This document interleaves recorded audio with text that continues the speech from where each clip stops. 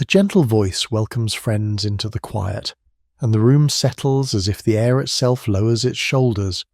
The invitation is simple and unhurried. Somewhere in the world. A window glows somewhere else. A blanket breathes against the weight of the evening. The voice hopes that listeners are warm and comfortable. And it offers a slow walk into an old question, whether a civilization might have flowered before the long dominion of ice, then lets the light dim a little more so the story can begin without edges. The suggestion drifts like a tide. If this wandering brings a moment of stillness, others may be invited to share it.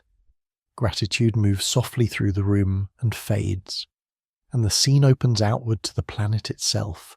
Earth stands in the present, but it carries a layered memory. Stone, gas, water, light, and dust speak in overlapping tongues. Ice remembers atmospheres. Oceans remember winds. Sand remembers rivers. The deep time pattern repeats with a patient pulse. Glacials and interglacials breathe across the quaternary as orbital rhythms, eccentricity, obliquity, and precession, tilt, stretch, and turn the planet's receipt of sunlight. This is a simple, accepted thing.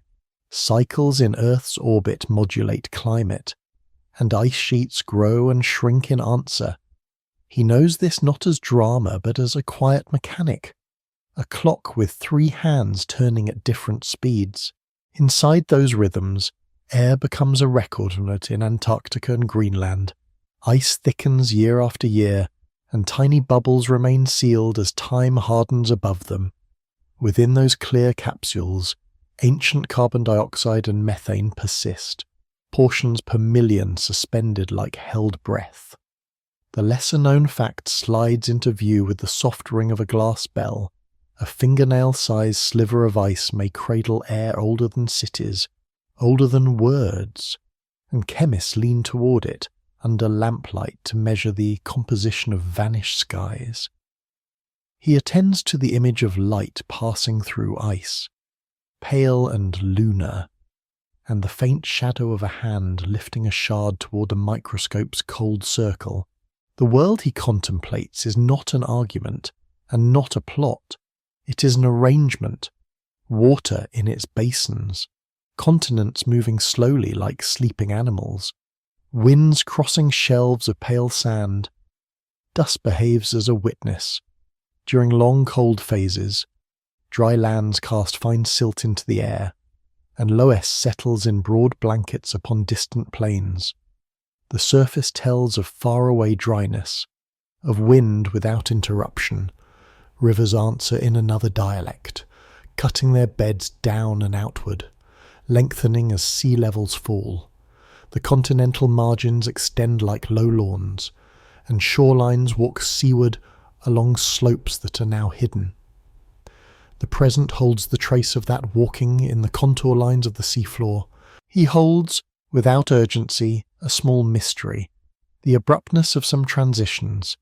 Ice cores rise like columns of time, and within them the sawtooth signatures of Dansgaard-Eschger events and other sudden steps flicker into view. Warmth surges and then relaxes. Cold loosens and then takes hold again. Mechanisms are proposed, ocean circulation reorganizing, sea ice spreading or retreating, winds shifting doorway-like across latitudes. Yet the final prompt that tilts the system from one quiet basin to another remains slightly obscured, as if the planet turns a valve hidden behind stone. The uncertainty is neither obstacle nor thrill. It is a low and steady cloud on the horizon of knowledge, the kind that softens the sun. If a civilization, meaning durable social complexity, patterned labour, and material landscapes recognizable across generations, ever rises before the last age of ice reaches its cool culmination, the traces would rest in difficult places. That is the modest hypothesis some scholars discuss in careful rooms, that if complexity gathers early, it most likely gathers where evidence is later erased, on coastal plains drawn outward during low seas and then gently drowned, shelves like Sunda, Doggerland, and the broad edges of continents host rivers and estuaries when oceans fall. When oceans return, those places slip underwater, sediment drifts across them, and sand smooths the signatures of dwelling. This is not a claim but a possibility, a thought placed on the table with the soft sound of a cup set down, opened being moved or removed. He lets the mind rest upon one quiet, real detail often missed. At high latitudes, blue ice fields carry meteorites to the surface as wind ablates the snowpack. Dark stones from other worlds collect against a pale floor, and researchers walk slowly, heads down, gathering fragments of the solar system. The image pairs with another. At low latitudes, divers move along a drowned shelf, fingertips brushing fluted sand and the stubs of drowned tree roots. Both scenes belong to the same planet under the same sun. Both speak to the way Earth moves matter and memory across distances without noise. In the stillness, the word before loses its hurry. The great ice sheets, their eventual reach is not yet named. He remains in the present tense of deep time, using language that moves as evenly as a tide. The factual horizon is clear. Climate cycles respond to orbital variation. Ice preserves gases. Winds bear dust. Rivers shape coasts. Beyond that horizon, gentle conjecture persists like a faint band of light. If complexity exists somewhere beyond present evidence, it would have to be humble in its technologies, organic, perishable, braided into coasts and estuaries, whittled down by waves. It would leave behind less stone and more absence, more rearranged sand than carved block, more quiet edges than visible walls. He does not insist. He merely places the thought beside the record and allows the water to pass. Light thins toward the end of this first reach. The mind returns to elements, stone, gas, water, light, dust, and their patience. Stone moves slowest, carrying minerals that once lay on a seafloor. Gas moves fastest, passing through lung and leaf. Water moves in loops that include clouds and pores and caves. Light sets the cadence. Dust lifts and settles, lifts and settles. The room is quiet. The planet breathes in large rooms of time. The question is not urged forward. It is set gently in the shallows and left to sway with the evening. There will be shelves to consider, and caves, and rivers better seen from a higher vantage. For now, he attends only to the long inhale and the longer exhale of ice and ocean, and to the way the present holds both. He stands with the mind's eye at a shoreline that no longer exists, a low shelf of sand and silt that will in time be carried away and drawn under. For now, before the frozen world expands, the planet holds a different balance of light and air. The seas are a fraction higher, the poles a fraction warmer, and the winds flow in wide, unbroken loops. He remains in the present tense of deep time, attending without urgency as currents of water and currents of heat braid through the basins. The accepted scaffold is simple enough to set down gently over the last few million years. Earth cools. The long arc from the warm Pliocene bends toward a climate that invites great ice to grow upon the continents. In that earlier warmth, sea level often rises well above the modern mark, and high-latitude forests press closer to the Arctic Ocean. Then, slowly, step by step, the climate system shifts. Northern Hemisphere ice sheets begin to assemble, especially after about 2.5 million years ago. The Laurentide is not yet vast, the Fennoscandian not yet broad, but the template is drafted. Orbital rhythms still turn, but the response of the planet deepens, as if the drumhead of climate tightens and can ring with lower notes. He listens to the ocean as to a low instrument. When heat is moved northward by overturning currents, the atmosphere answers with corresponding patterns in storm tracks and rainfall. The Atlantic's slow conveyor carries salt and warmth. The Pacific leans wider and quieter, a broad bowl breathing in longer waves. The continents present their shapes as boundaries that bend the wind. The Isthmus of Panama, sealed in the late Neogene, helps sharpen contrast between basins and encourages the Atlantic to keep its deep, salty circulation. A known process unfolds: tectonic thresholds alter currents, and currents alter climate, with no need for haste or embellishment. A lesser-known detail glints from the high Arctic like mica in silt, an ancient lake inside a meteorite crater. Far in Chukotka, Elgigitgin keeps a nearly unbroken memory of high-latitude climate stretching back more than 3 million years. Its sediments are a layered whisper: pollen from vanished shrubs, dust from distant continents, diatoms that once floated in pale water, all settle in an order that can be read like quiet music scored upon clay. He imagines, without forcing an image, the core lifted from the lake bed, metre after metre of laminated time, its faint colour bands like breath marks on the page of a score. Here, before the largest ice advances, the Arctic is already shifting in tone. Day lengths unchanged but seasonal amplitudes increasing, winters lengthening their hold on the edges of spring and autumn. He turns the mind toward uncertainty, which remains a companion rather than an obstacle. Why do the rhythms of glaciation, at some point, change their cadence, from cycles paced mostly by the tilt of the planet to cycles that dwell longer in the deep cold before releasing? The mid-Pleistocene transition arrives without a single loud cause. Several doors may open together. Perhaps slow declines in atmospheric carbon dioxide thin the insulating blanket. Perhaps ice sheets, once they grow large enough, scrape the soft regolith from the landscapes beneath, anchoring future ice to harder beds that resist sliding and linger longer. Perhaps the ocean's slow breathing reorganizes, changing how heat is stored in the abyss. The metronome is real.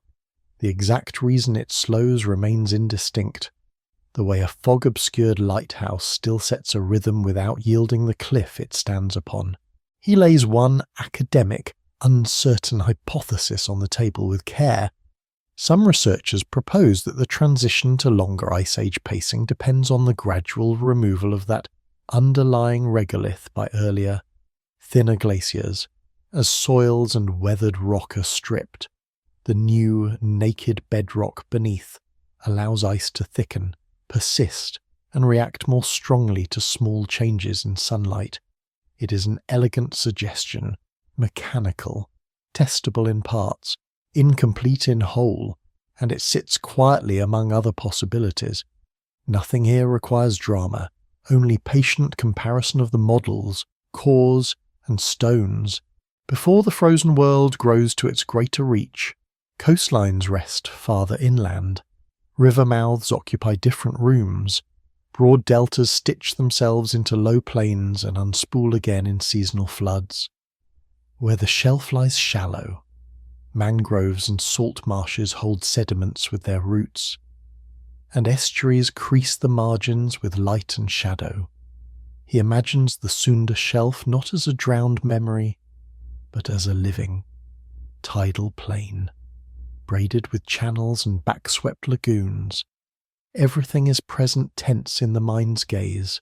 Silt moves, reeds nod, fish stir the water's skin, and clouds drift as if remembering future monsoons.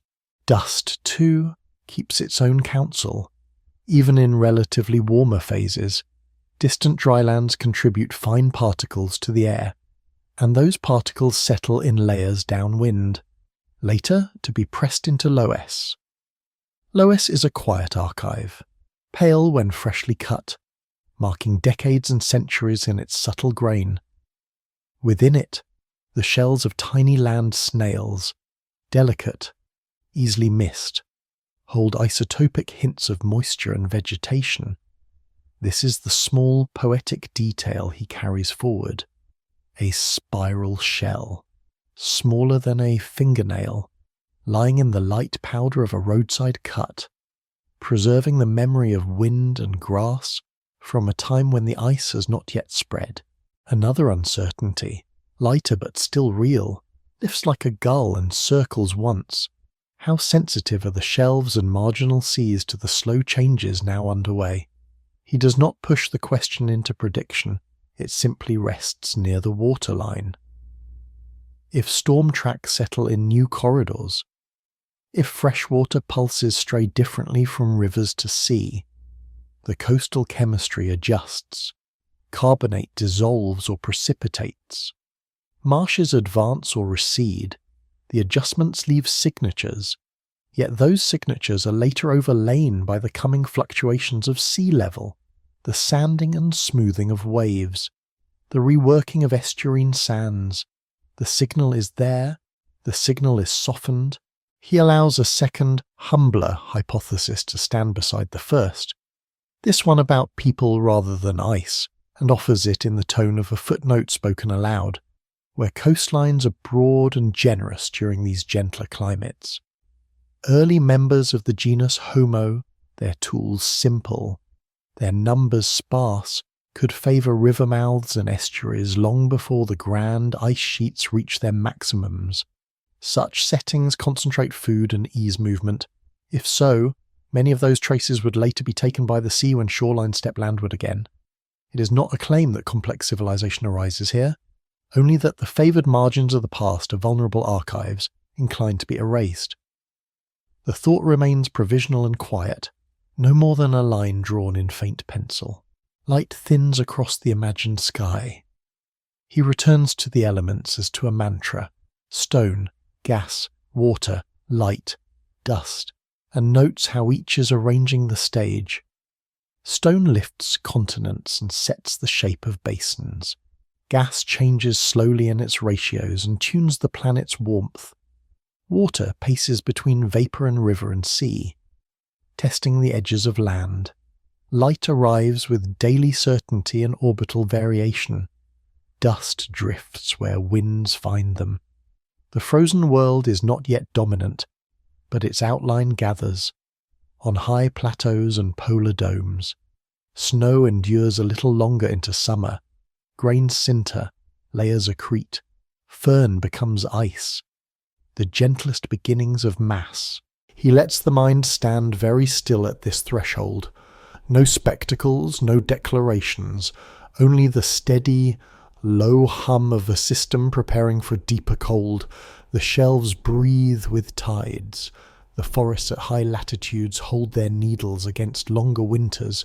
The ocean, patient as ever, carries salt along its conveyor and stacks warmth at depth like a library of folded blankets. In that quiet, the possibility of earlier coasts and fragile archives remains beside the record, not competing with it, not replacing it, simply reminding him that absence is also a kind of evidence. The frozen world waits just ahead. He lets the mind walk along coastlines that no longer appear on maps. Thin seams of sand and gravel press to the edges of continents. In the slow breathing of deep time, the sea steps outward and back again. Ice grows, water drops, shorelines march across the shelf. Ice relaxes, water returns, shorelines fold inland over their older marks. The motion reads like a tide turning in a very large room, steady and indifferent. The handwriting of water on stone. A quiet, accepted measure anchors the view. At the last great cold, global sea level rests about 120 metres lower than today, laying bare broad plains where charts now show blue. The Sunda Shelf ties Southeast Asia into one wide peninsula, drawing river mouths far from the present coast.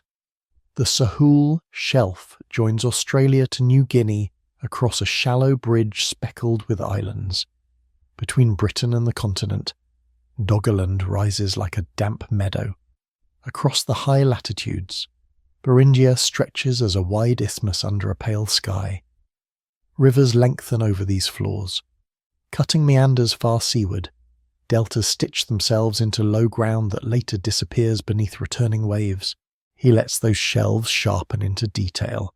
Offshore, the ghost of a river remains in the seafloor, scroll bars, abandoned loops, subtle terraces, preserved beneath a skin of sand. Beach ridges align like commas along former coasts, parallel and calm, each a breath held by a shoreline that pauses and then moves. In carbonate settings, shells and ooids cement into beach rock during brief stillstands, a lithified pause left by waves that hover for a human lifetime and then carry on.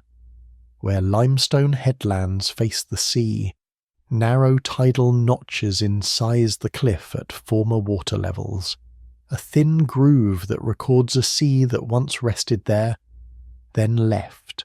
He turns to the clocks that steady the scene. Coral terraces keep time with uranium-thorium ratios, their aragonite skeletons fixing the height of former seas with chemical precision.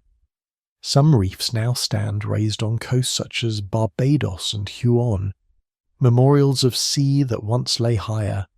Others lie drowned on the outer shelf and are traced by multi-beam sonar as terraces stepping down into blue, far from the tropics. Stacks of oxygen isotope curves from deep-sea sediments breathe the same rhythm, the waxing and waning of global ice, the planet's quiet metronome. None of this requires drama.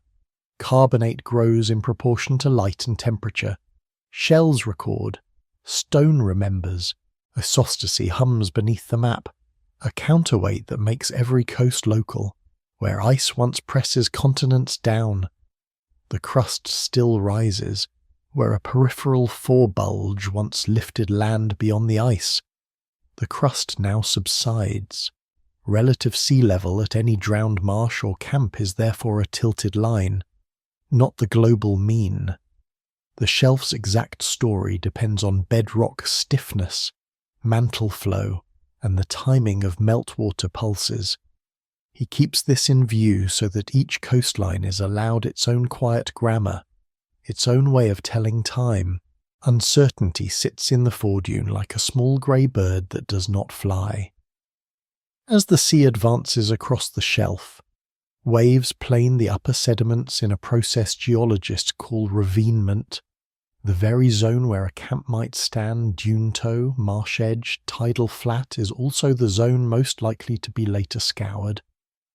Hearth ash disperses, fibre and wood decay, fishbone middens break, roll, and move. What remains is biased toward what is heavy, lithic, or quickly buried by luck and mud.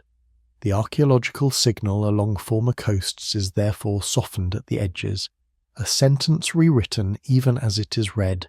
Beside that uncertainty he sets an academic, unsettled hypothesis and leaves it without persuasion.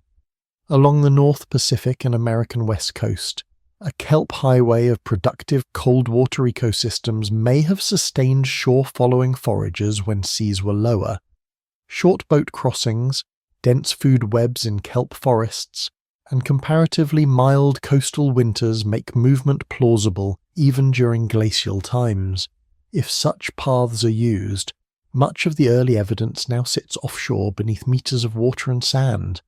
The model is testable in parts by submerged paleo-shoreline mapping, by ancient DNA in nearshore sediments, by the study of drowned estuaries, but it remains a proposal, patient and provisional. He lingers over a modest, real detail from the North Sea. Cores brought up from the bottom include dark peat with alder and birch pollen, the smell of former wet ground surfacing in the lab. Sometimes a hazelnut shell appears, brown and intact, domestic in its smallness. Doggerland briefly feels like weather and sound, geese passing, grass wet in morning light, before it subsides again into sonar. Elsewhere, off the Israeli coast, a later Holocene village at Atlit Yam lies under clear water, its stone well still round, not a Pleistocene settlement, but a sober reminder of how easily coastwise lives can slip below sea and be kept, intact yet quiet. The archive of hidden shorelines is wider than artifacts. Fresh water gathers as a thin lens beneath low ground and leaks to sea, so that submarine springs issue from limestone where caves open to the shelf. In such caves, calm chambers trap air during low stands and invite brief human use. Later, as the sea returns, the rooms flood and become repositories. Stalactites record the height of the former water table. Guano holds ancient pollen and dust. A diver's light reveals a calcite curtain whose lower edge grew only when the passage was dry. The cave is a ledger. The sea is a page-turner. He allows another uncertainty to pass through lightly. How continuous are the occupations implied by scattered finds, an isolated flake? A single footprint preserved in firm clay. A fishweir whose stakes date to a narrow window before submergence? Continuity may be the exception. Storms erase. Rivers jump course across their fans. Food pulses with season and estuary. Settlement flickers like a signal through fog, appearing, failing, appearing again, leaving a pattern that is real yet intermittent, a coastal Morse keyed by wind and tide. If a civilization ever gathers along these margins before the ice takes its deeper breath, its core would likely be practical rather than monumental, perishable rather than petrous. Architecture would be timber and fibre, earth and rope. Organisation would be visible in weirs and calendars keyed to tides, in exchange carried by estuary and shore. In long memory of channels that move, complexity could live in knowledge rather than in stone, in the mapping of shallows, in the timing of fish runs, in safe passages plotted among sandbars that shift with season. Such a life, if it exists, leaves more rearranged sediment than carved block, more faint chemistry than wall. Toward the close he returns to the elements, stone, gas, water, light, dust, and listens to their arrangement at the edge. Stone sets the shape of the shelf and hides caves where fresh water meets salt in thin lines. Gas, in small atmospheric ratios, tunes warmth just enough to shift sea level by valleys. Water translates those slight changes into kilometres of coastline rewritten. Light combs tidal flats with the sheen that marks the hour. Dust from inland settles as a veil over drowned meadows and is pressed into quiet layers. Evening deepens over the imagined flats. A channel mouth darkens where deeper water slides like a slow animal.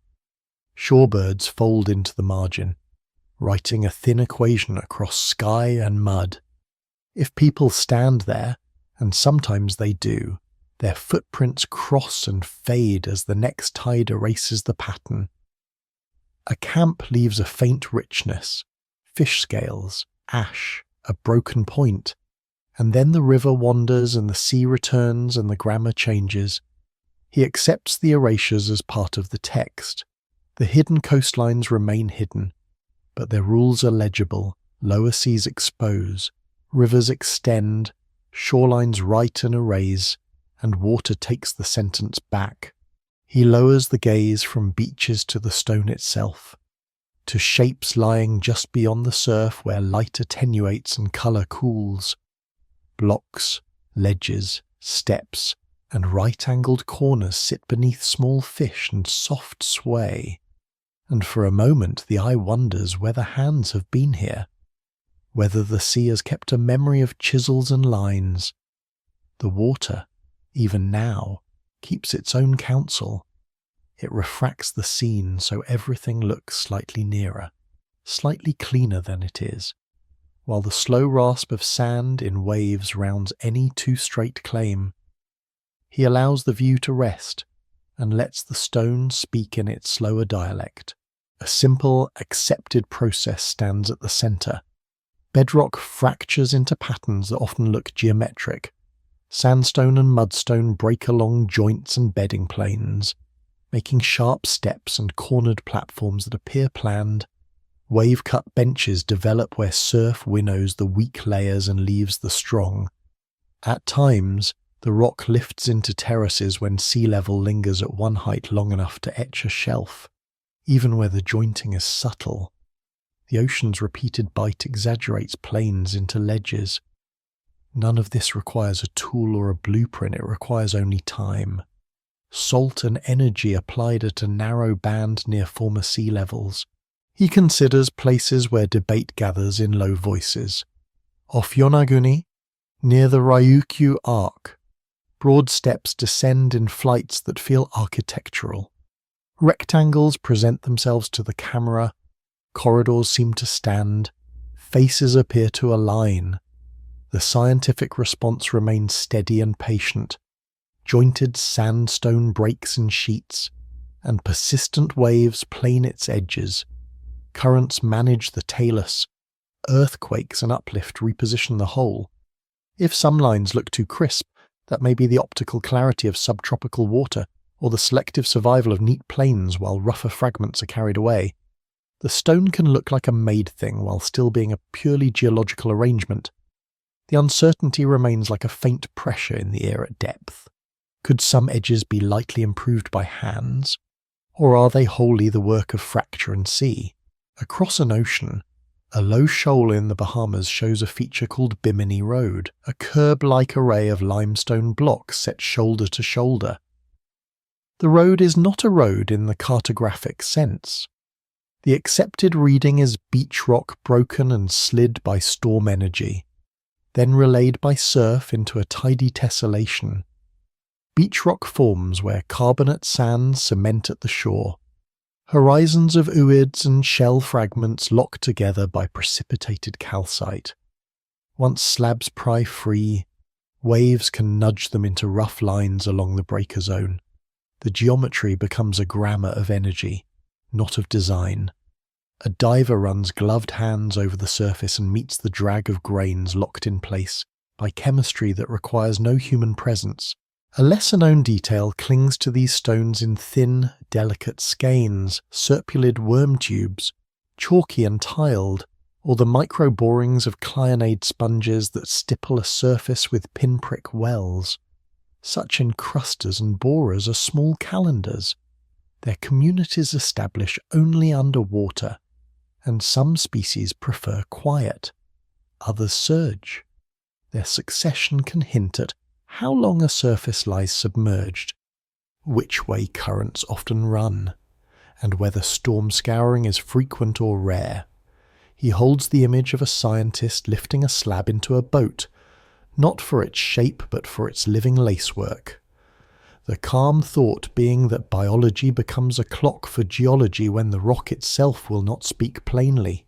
He lets another kind of ledger rise into view, the drowned terrace with coral heads that once grew to wave base.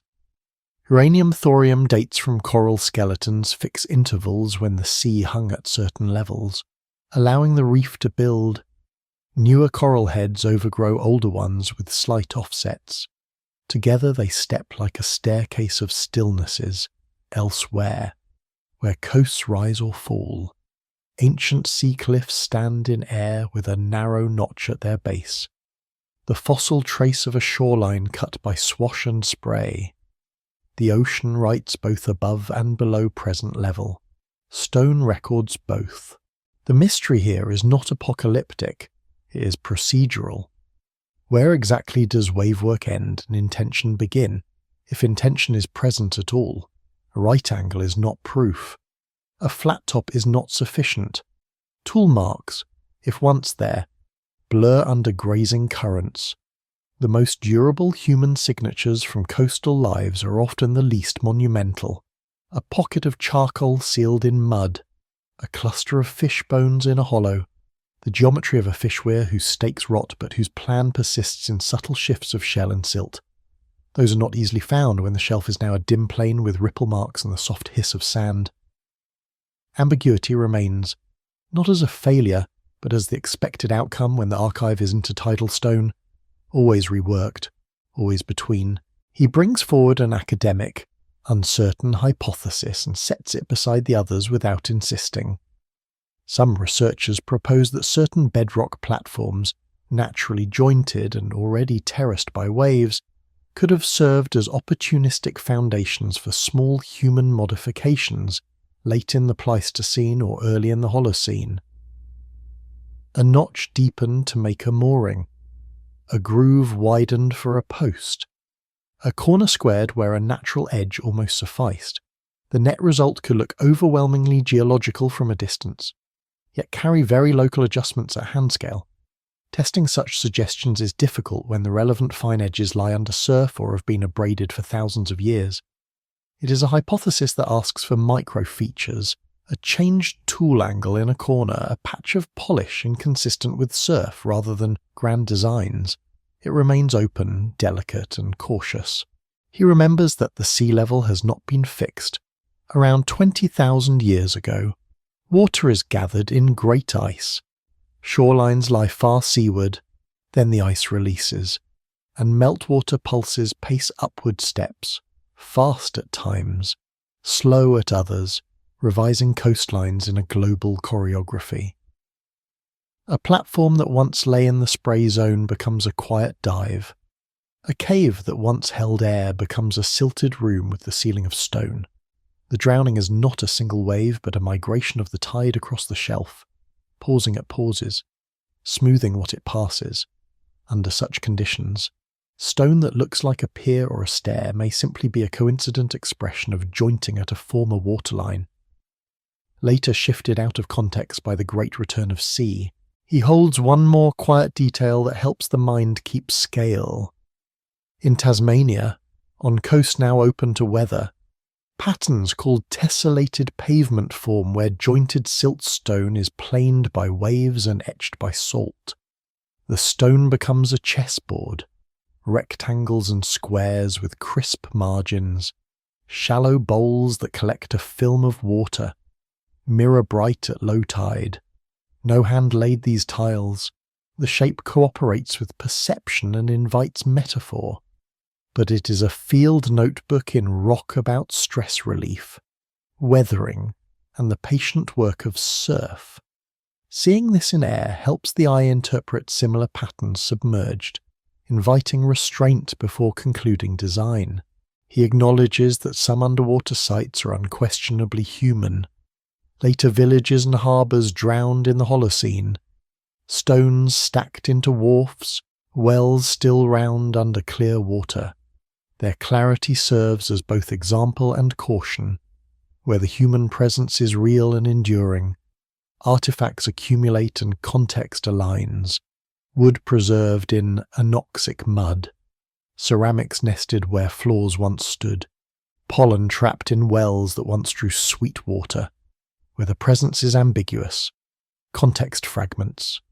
One shelf preserves geometry but no debris, another keeps shells and charcoal but no walls, a third offers a single flake far from stone that could have produced it. The record, like light under chop, flickers. He returns to the elements to close the reach: stone, gas, water, light, dust. Stone breaks where ancient stresses still echo. Water reads those breaks and planes their faces. Light turns rectangles into invitations to conclude. Dust settles in quiet corners and becomes the fine page upon which the smallest clues are written. Gas carries storms wider or narrower, shaping the surf that does the carving. He keeps the mind slow, the sentences level. If a civilization seeks endurance near the sea before the deepest cold eases, it chooses a workshop the ocean later cleans each day. What is left to find is therefore minute, a polish inconsistent with sand, a pit that repeats at tool spacing, a cluster of shells beyond storm sorting.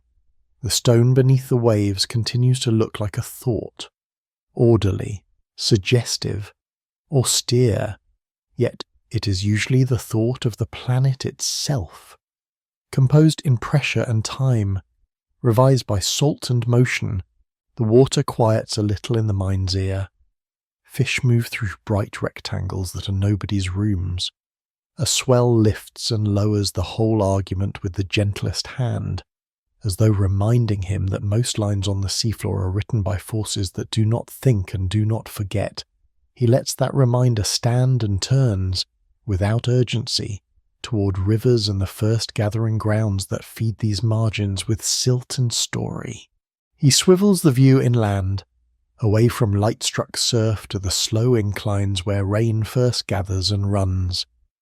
Watersheds present themselves as quiet geometries, divides that lift like soft spines, folds of land that accept water on one side and refuse it on the other. A drop falls, then joins another. Threads become rills, rills become gullies, gullies, streams. The process is accepted and spare.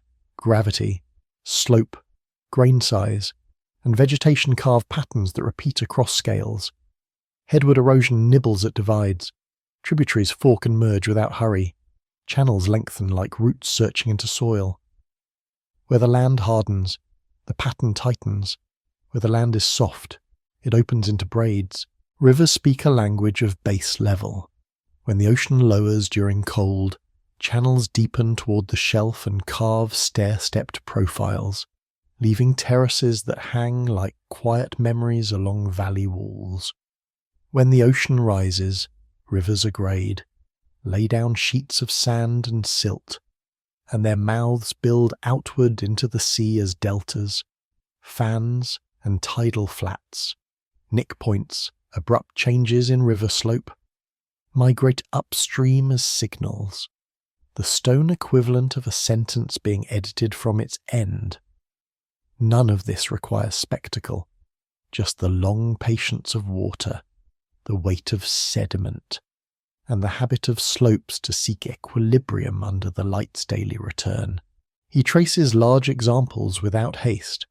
The Ganges Brahmaputra drains a swath of rising rock and sends its burden to the Bengal Fan, a submarine archive thousands of meters thick, each layer a pulse from monsoon and melt, earthquake and landslide. The Mississippi carries the memory of the interior plains toward a shelf wide enough to fold on itself. The Nile, integrated across deserts by captured tributaries and relic lakes, moves one narrow green ribbon through heat and silence to a delta that advances and retreats with Holocene breath.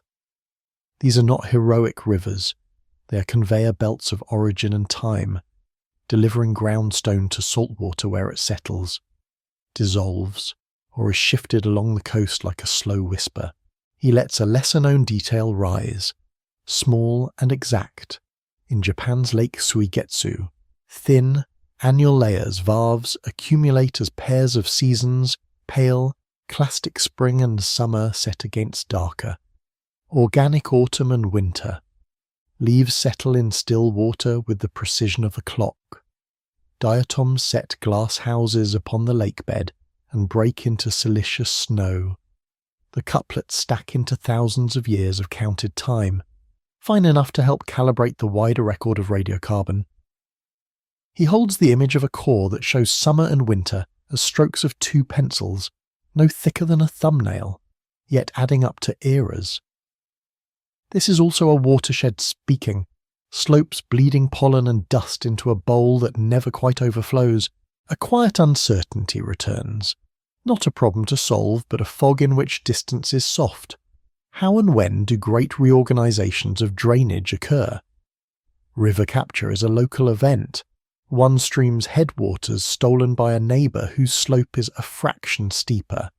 But the sum of captures can redraw continents blue veining over geologic time.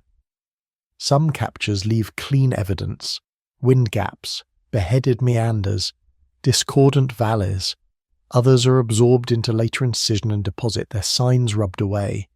The timing of these edits is often inferred rather than witnessed, reconstructed from terrace heights and cobble sources, from zircons that betray their parent ranges in their chemistry. The map we see now is a late draft. The original phrasing mostly lost. He sets an academic, uncertain hypothesis beside the watershed map and leaves it unforced. Dynamic topography, the slow rise and fall of Earth's surface from mantle flow far below, may tilt basins over millions of years, quietly biasing captures and nudging rivers to new seas without clear tectonic breaks. In Africa, long wavelength uplift and subsidence have been proposed to help explain why some basins deepen and others shallow, why the Congo keeps its gentle course and why adjacent drainages jump divide. In Australia, similarly soft tilts may have encouraged the Murray to adopt and abandon paleochannels. The hypothesis is attractive because it matches the mildness of the observed edits. It remains debated because measurements are indirect and the mantle's hand is gloved. Nearer to coasts, processes feel more immediate but remain gentle in tone.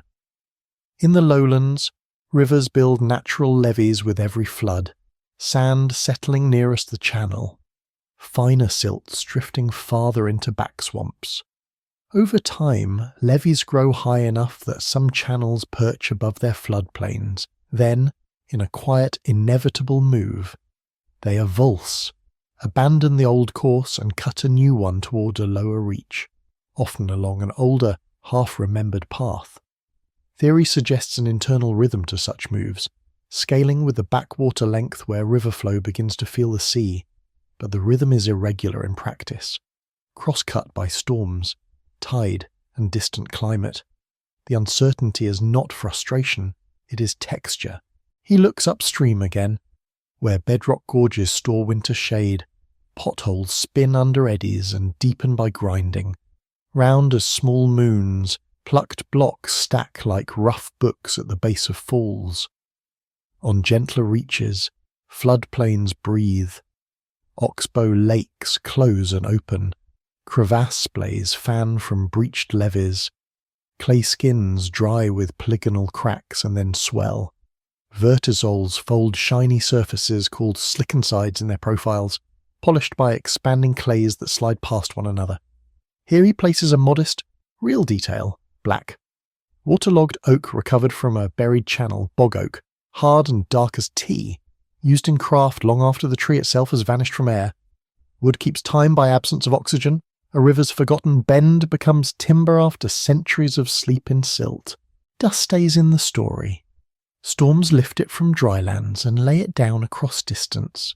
Where rivers slow, dust is intercepted, wetted, and stored as silt, in loess belts downwind of deserts and glacial outwash.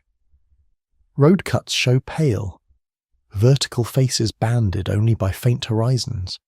In those faces, small land snail shells curve like commas, keeping isotopic hints of moisture. Roots hang like threads. A child's fingertip could crumble a century. Dust enters water and becomes part of the load, part of the quiet plume that slips into seawater and flocculates. Fine particles clumping and falling when fresh meets salt. A chemistry lesson written in tans and greys. He acknowledges another uncertainty at the meeting of river and sea, the balance between hypopycnal and hyperpycnal flows. Usually, fresh water rides over denser seawater as a buoyant lens, spreading a surface plume that sifts out the lightest clays. But during rare, sediment-charged floods, after fires, landslides, or seasons of bare ground, rivers can plunge as underwater rivers, gravity currents that carve channels on the shelf and deliver their loads directly to deep fans. How often that happens in the deep past is difficult to count. The submarine record is broad and its layers are often reworked. The question remains a low murmur under the waves. He places with care a second hypothesis that touches people but keeps proportion. Before great ice sheets reach their later breadths, river corridors in warm intervals may act as elongated pantries and roads for sparse bands of Homo moving through mixed wood and grass. Complexity, if any, would be ecological. Knowledge of backwaters where fish overwinter, of floodplain fruits that ripen after silt drops, of crossing places at riffles predictable as constellations. Such use would add almost nothing to stone. It would inscribe memory in paths and seasons rather than in walls. If traces persist, they do so in thin charcoal flecks sealed by overbank silts, in fish bones in oxbow mud, in a single flake where chert nodules weather from a bank. The idea is cautious, not declarative. He watches light move across water in the mind's scene. Morning angles pick out the sheen on levees. Noon lays a white coin over backwaters. Evening slides gold along the riffle crests. Gas plays its quiet role as well. Humidity modulates rain. Carbon dioxide sets the planet's background warmth and so the vigour of the hydrologic pump. Stone stiffens or yields, granite resists, shale sighs, basalt stair steps. Water remains the sentence that edits itself, cutting when the base drops, filling when it rises, repeating clauses with each flood until the valley floor is written in couplets of sand over clay. Dust is punctuation, arriving from elsewhere, settling where the sentence slows. He holds a final, small detail as the section narrows. After the first rain on parched ground, the air smells faintly mineral, almost sweet. The scent is geosmin and petrichor, a microbial and plant oil signature lifted by drops striking dry dust. The odour is not an argument, but it is part of the watershed's memory, a low sensory line that repeats wherever soil has waited and sky has answered. He lets it fade. The rivers keep their pace toward the sea, carrying stones the size of fists and stones the size of dust, making maps that change in essentials only when light and air change for long enough to matter. If a civilization ever finds a foothold before the ice asserts its longer stillness, rivers are both invitation and eraser. They gather and connect, then flood and revise. He does not force the question, he lets the basins breathe. The nick points wander, the deltas advance and retreat in their patient cycles. The shelf waits downriver, the caves hold their ledges, the ocean keeps its large. Even drum. He lowers the view until the seafloor becomes a muted horizon, a plain of fine grains gathering in darkness year after year. In this quiet, sediment is a script. Shell fragments, wind-borne dust, ash from distant mountains, the faint carbon of fires, the glint of heavy minerals, all settle in the same patient order that gravity prefers. The accepted fact takes shape without need of emphasis. Ocean floor cores preserve layered records of climate. Calcium carbonate from tiny foraminifera fixes the ratio of oxygen isotopes. Heavier and lighter forms mark temperature and ice volume with a steadiness that outlasts voices and coasts. A cylinder of mud becomes a timeline in the hand. He imagines the ship's deck in low swell, light moving over stainless steel while a core rises from water like a damp candle. Once split, the halves show bands too subtle for untrained eyes, but instruments read them clearly. Foraminiferal tests, calcite houses spun by plankton in the sunlit skin of the sea, lie in soft drifts. Their chemistry is a thermometer and a ledger. D18O breathing with glaciers that wax and wane. Magnesium to calcium ratios tightening the focus on temperature. Alkanones, waxy molecules set by certain algae, whisper another measure of the sea's former warmth.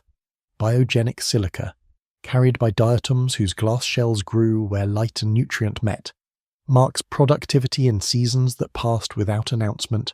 A lesser-known detail settles beside these larger tools, delicate and exact. North Atlantic counts of Neogloboquadrina pachyderma, a species whose coiling direction responds to water temperature, once guide paleothermometers by the simple tally of left-handed sinistral forms. A tray of sieved sediment holds dozens of tiny spirals. And someone, somewhere, bends quietly over a microscope to mark a column of small L's and R's in pencil.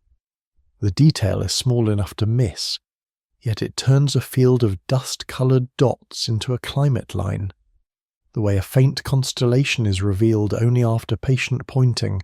He watches the cores widen their story to include ice. In some layers, coarse grains interrupt the regular fine fall of pelagic snow, dropstones and sand flung from melting icebergs that wander far from their birth. These are Heinrich layers, signatures of armadas of ice released in bursts from high-latitude ice sheets. the fact remains spare and steady. When ice-rafted debris increases abruptly in mid-ocean mud, something large is reorganizing on land. Even here, on a plain 1,000 meters deep, the continent makes itself known by the pebbles it forgets. Uncertainty enters quietly and stays near the data, not above it. What triggers these abrupt reorganizations? And why do some discharges coincide with pronounced reductions in North Atlantic overturning, the slow, deep conveyor that carries warmth north and returns cold water south in the ocean's interior? Models and proxies suggest thresholds and feedbacks, but the exact pathways remain partly veiled. Perhaps freshwater pulses thin surface salinity until winter growth of dense water slows. Perhaps sea ice cover expands in response, brightening the ocean to light and cooling the overlying air. Perhaps winds shift in patterns that reinforce the pause. Each element is plausible. The sequence and the primum movens blur with distance, like a tide line seen through rain. He sets one academic, uncertain hypothesis on the table and leaves it to rest among the others. The binge-purge model of Laurentide instability. In this view, an ice sheet over central North America thickens and spreads until its base warms under pressure and traps a layer of water. Basal sliding accelerates. The sheet surges outward, discharges ice into the ocean in a brief geologic moment, and then thins enough to restick. Sediment cores catch the consequence as a Heinrich layer, but the interior mechanics remain mostly inferred, suggested by modelling, supported by cosmogenic ages and till sheets, debated in timing and scale. It is an elegant mechanism spoken softly, still learning its limits. Volcanoes leave their own thin stripes. Tephra falls through the air and enters the sea as silently as dust, then lies in narrow bands that instruments can fingerprint. Electron microprobes taste the glass shards, silicon, aluminum, sodium, and assign each band to a distant eruption with the calm of chemistry. A layer only millimeters thick can tie a horizon in one core to another, half an ocean away. In some intervals, cryptotephra, shards so sparse they evade the eye, still fixes a date and a provenance, turning anonymous mud into coordinated time. The planet stone breathes through fire, and the ocean records the exhale as a lacework of ash. Dust stays present, a migrant from continents to sea. In glacials, strengthened winds and dry landscapes loft more of it. In interglacials, vegetation holds more in place. Iron carried in that dust can fertilize the ocean surface, nudging blooms that sink and change the carbon budget. The pattern is there in the cores, higher dust flux paired with signs of altered productivity, yet its strength varies by basin and season. Feedback loops between dust, biology, and carbon feel both clear and elusive, like a pattern heard faintly in surf that seems to repeat and then withdraws. He attends to a second, quieter uncertainty. This one about pacing in the North Atlantic, the Dansgaard-Eschger events that ice cores show as rapid warmings and slower coolings. Marine cores capture echoes of those steps, sometimes in foraminiferal assemblages, sometimes in paired chemical measures, but the fidelity depends on local sedimentation, bioturbation, and the mixing of the upper seabed. How sharply can mud remember a temperature that changes in decades? The answer varies. In some places, the memory is crisp. In others, burrowing life and slow rain of particles blur the edge. The record keeps its truth, but its resolution is finite. The way a shoreline seen from altitude loses its small coves. He places a modest, very real detail against the vastness. At certain depths, the mud smells faintly of sulfur when first opened, a reminder that oxygen does not always reach the deepest pores. There, microbes complete chemistry in other ways, reducing sulfate, altering the preservation of organic matter, and gently rewriting the page. Even in quiet, the script edits itself. The conveyor, Atlantic overturning, returns to view with the steadiness of a slow drum. When it weakens, heat lingers in the south. When it strengthens, warmth rides farther north. The bipolar seesaw remains a useful image. One basin warms as the other cools, linked not by instant mechanism but by the long, deep roots of water. Cores from the South Atlantic and Southern Ocean answer in antiphase to Greenland's abrupt steps, not perfectly, not everywhere, but often enough to keep the metaphor alive. This, too, rests without proclamation. Water remembers where it has been, and its memory is temperature and salt. Across the plain, light from the surface fades to blue, then to a particulate dusk. Yet the core, once aboard, holds light differently.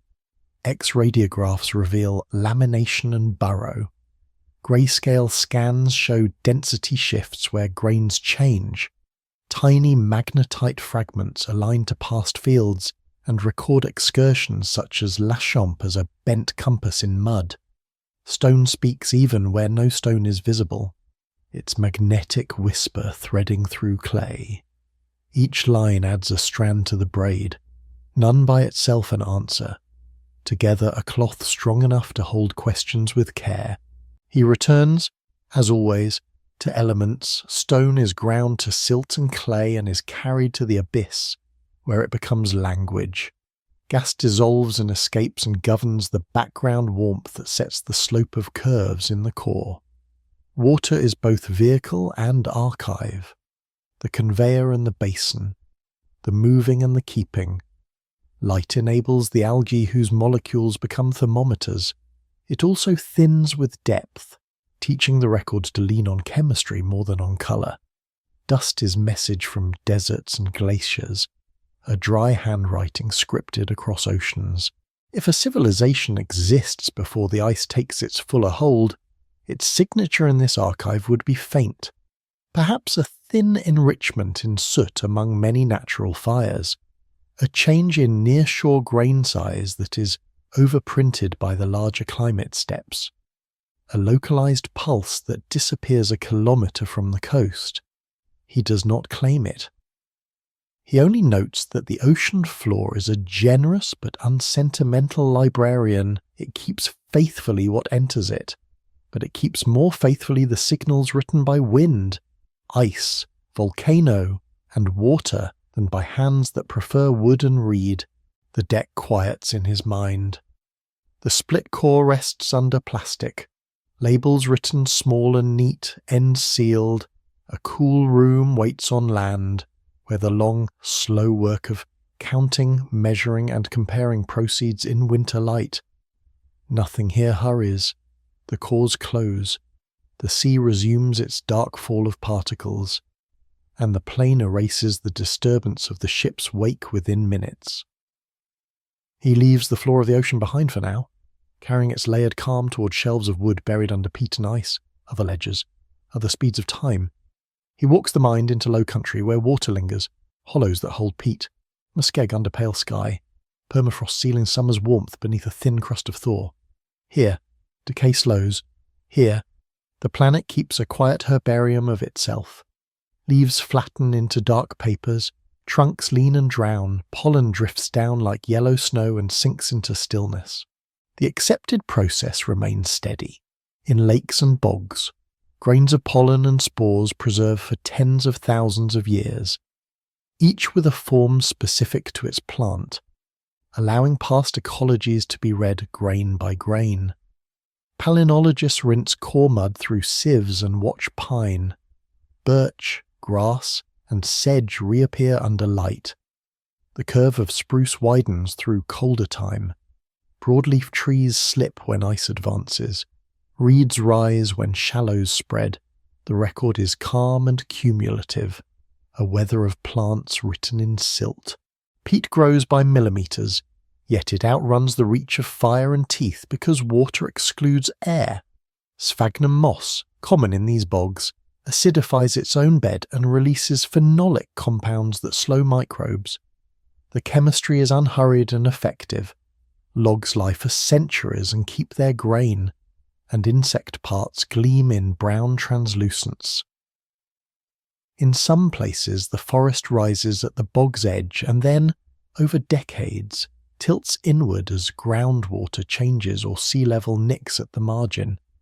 Drowned trunks remain standing, pale and spectral at low tide, the ghost forests of subsiding coasts, each stump a line in a shifting equation of land, water and time. He holds a tray of smaller ledgers beside the cores. Plant silica, phytoliths, persists where pollen fails. Tiny glass bodies shaped like saddles, spines, or cups that name grasses, palms and reeds, charcoal too, ground to the size of dust. Records fire as minute black facets. In a storm-pushed layer the counts spike. In a wet century they relax. The balance between natural lightning and human flame is not easily teased apart, yet the charcoal sits there regardless. A dark punctuation in paler clay, a lesser-known detail shines with a dry glitter. In deserts of the American Southwest, pack rats collect seeds, leaves, twigs, and dung into middens cemented by crystallized urine called amberat. Under rocks and in caves, these ambered bundles persist for tens of thousands of years, their contents archived with the precision of a tidy room.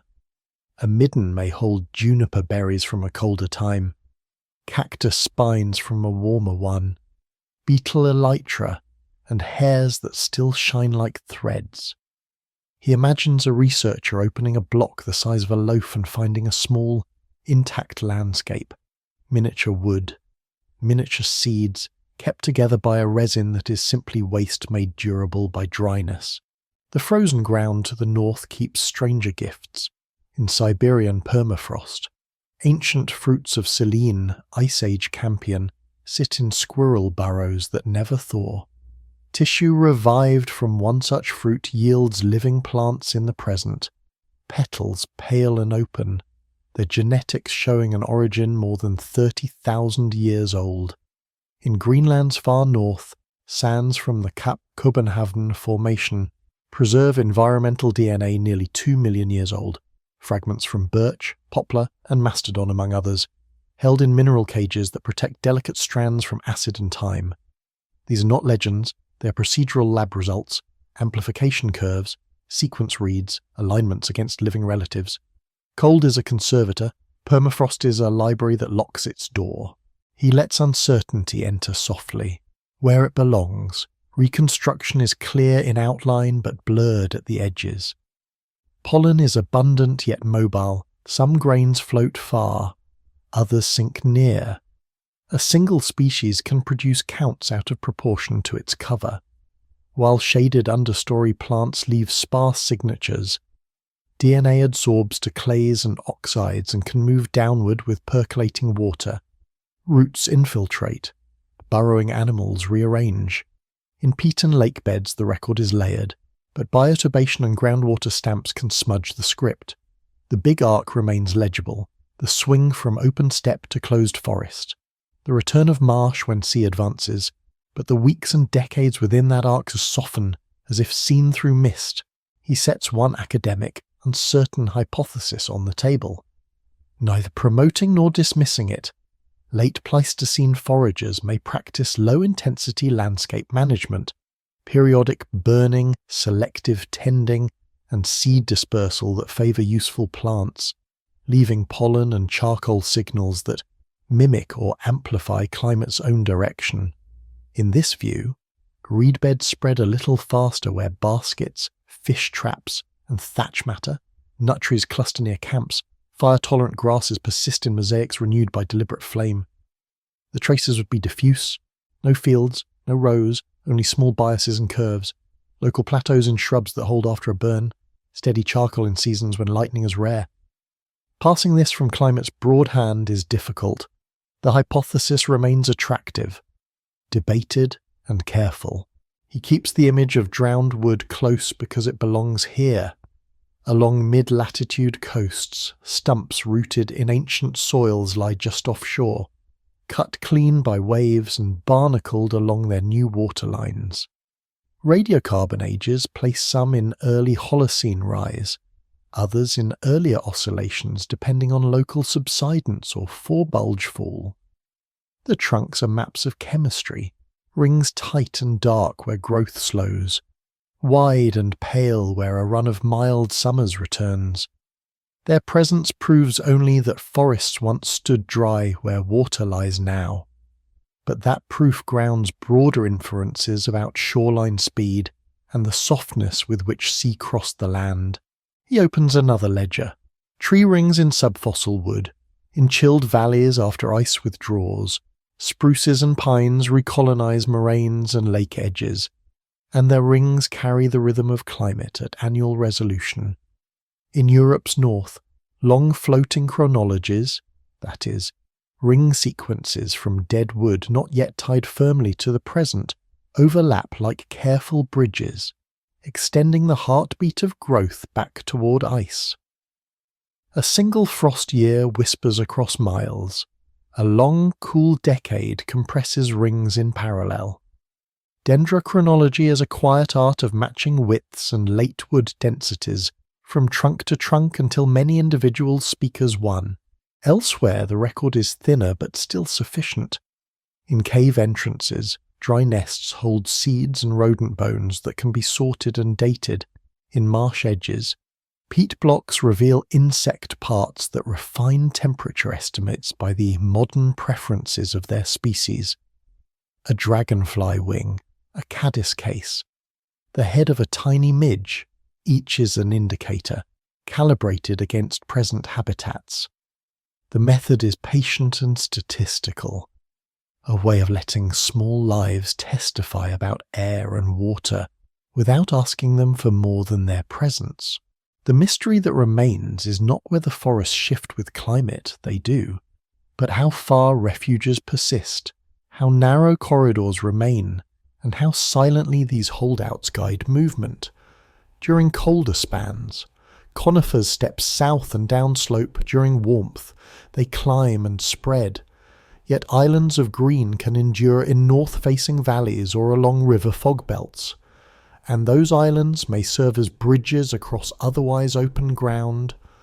Were such living threads continuous enough to carry memory and habit through long winters of the planet's breath?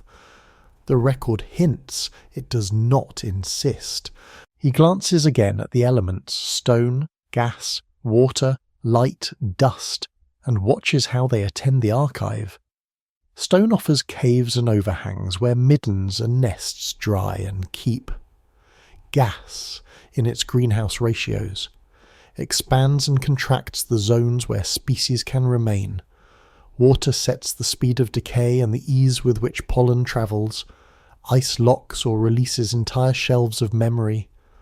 Light governs the photosynthetic season, stretching it or pinching it until it writes itself in ring width and seed count. Dust contributes both as mask and messenger, silts that bury and protect, minerals that bind and carry DNA. If complexity ever gathers before the long cold reaches its widest sway, these forests and marshes are its shelter and its pantry. The signatures would be gentle, a slightly amplified presence of nut-bearing trees near a repeatedly used bar of gravel, reeds returning in a cycle that suits basketry and weirs, charcoal persisting where storms are rare, a ring of trampled sedge around a spring that later turns to peat. Nothing here requires monuments. Knowledge could be the durable thing, roots between patches of alder and willow, the timing of catkins, the first safe ice on a backwater. He does not declare such knowledge civilization. He lets it remain as potential written in plants. Evening settles in the imagined bog. A thin skin of water catches the sky and holds it at the surface. Beneath, last year's leaves press into brown. The core in his hands is dark and quiet, streaked with lighter clays where floods once overreached. He sets it back into its half-round cradle and closes the lid. The record does not hurry. Seeds lie where they fell, Pollen sleeps in mud. When lifted, the column will speak enough to place trees and grasses on a map of time, not to fill every space but to show a persistent shape. He takes that shape forward toward caves where stories hang on stone and water, counts seasons in calcite lines. He kneels the mind to ground level and holds a flake of stone beneath a steady, even light. It is small, translucent at the edge, the colour of smoke inside quartz. The question is as quiet as a breath. Is this an accident or an intention? The accepted grammar of stone answers without drama. Conchoidal fracture makes a ripple like a frozen splash. A bulb of percussion swells just below a striking platform. A thin lip sometimes frills the platform's margin. Areolar scars step off the bulb in tiny, regular terraces. When these elements gather together, platform, bulb, ripple, retouch, the eye recognizes agency. A core shows negative scars that arc like thumbnail moons. Flakes refit along the core's facets and lock into the original shape like phrases returning to a root line. The process is patient and exact. A stone struck at the right angle, with the right force, along a material that prefers to break like glass. He lifts the gaze outward to formation, to the ways the natural world manufactures convincing imitations. Frost wedges pry bedrock apart, roots stress the grain, rocks rattle in a river's throat and sprawl off shards with bulbs that look real but lack platforms. Lightning sends heat into a boulder and leaves pot lid flakes domed and neat. Heavy hooves and feet press stones against each other and produce trampling damage, edge microchipping that can resemble useware at first glance. Waves roll chert pebbles in shingle, gullies cough out angular fragments from a landslide's broken throat. The world generates geofacts with an unhurried abundance. He lets them surround the single flake until the mind remembers that proof lies not in an object alone, but in its company and its context. Context is a calm insistence. Artifacts in numbers show halos of microdebitage, dust-fine splinters and chips that settle like glitter around a napper's seat. Refits span a scatter and tell of sequences, a platform prepared, a flake removed, a second struck, in caves and shelters. Stratigraphy holds superposition with its dependable order, and lenses of ash, bone, and flake dust nest in single horizons. On open ground, the pattern is looser but still legible, clusters at raw material nodules. Thin drifts along a terrace edge, anvil stones pitted where cores were rested for bipolar blows. The accepted method is not an incantation, it is a checklist. Bulbs, platforms, scars, retouch, refits, microdebitage. And their placement in undisturbed sediment each adds a weight to the scale. A lesser-known detail enters with a soft gleam. Edges sometimes keep a polish that says what they touched. Silica from grasses raises a sickle gloss, a lacquer that spreads along the working edge as if breathed onto it.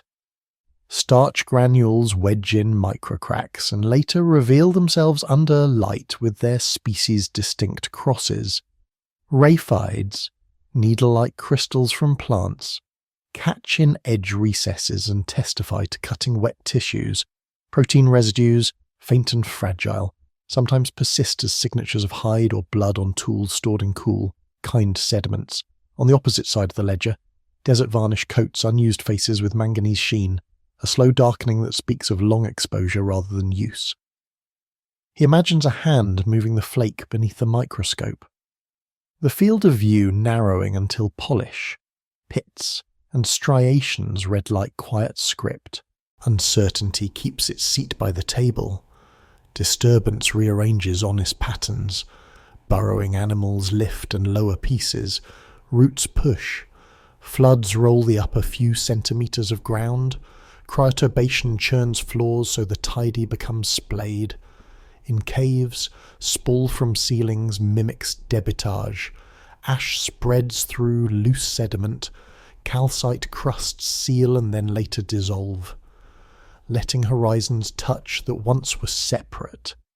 Even in the best conditions, two hands can argue over the same edge, one seeing a careful retouch, the other counting random scars in a material already predisposed to break conchoidally. The mystery is procedural rather than dramatic. How much certainty is possible when intention is read through fracture? He sets an academic, uncertain hypothesis down with care and leaves it to rest among the others.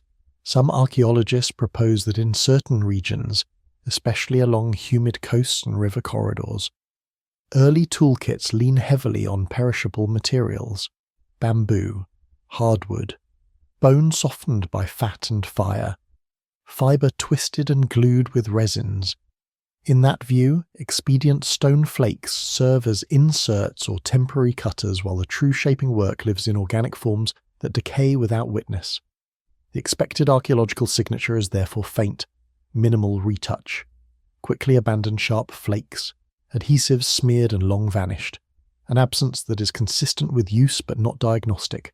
It is a humble proposal that explains quiet sites. The work is real, the record biased towards what stone wants to keep. He allows the mind to walk through past debates without raising a voice, in gravels and desert pavements.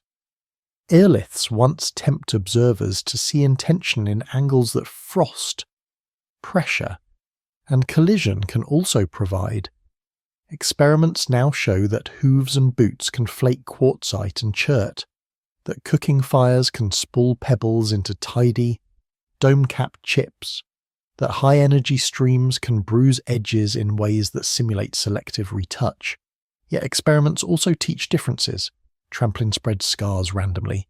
Deliberate retouch often comes as series aligned along an edge and set to a consistent bevel. Thermal spools lack platforms. Napper's flakes carry platforms with lips and bulbs. The lesson is undramatic and cumulative. It relies on sets, not on isolated marvels. A small, vivid detail holds the gaze. The sound of napping is a note, not a noise. When flint or obsidian rings true, it gives a bell-like snap that carries in air. Around that sound, microdebitage drifts like spark. Those sparks settle within the radius of knees and elbows, a low constellation that persists in sheltered floors for tens of thousands of years. Under magnification, they are beautiful, translucent fans, slivers with feathered terminations, crescents that seem cut from shadow. Even where hands are absent, those fragments can be present, a residue of an act whose gesture is now gone but whose physics remains. He widens the frame to methods that place such acts in time. Radiocarbon binds ash and bone to calendars while acknowledging its limits at the older end. Optically stimulated luminescence dates the last sunlight seen by grains in surrounding sands. Electron spin resonance and uranium series methods touch the time of teeth and carbonate crusts. These clocks are independent of the stone itself but critical to its reading. A flake in youthful alluvium is a modern traveller. The same flake sealed beneath older dune laminae becomes part of a steady sentence. The clocks do not shout, they mark. Another uncertainty treads lightly through chronology.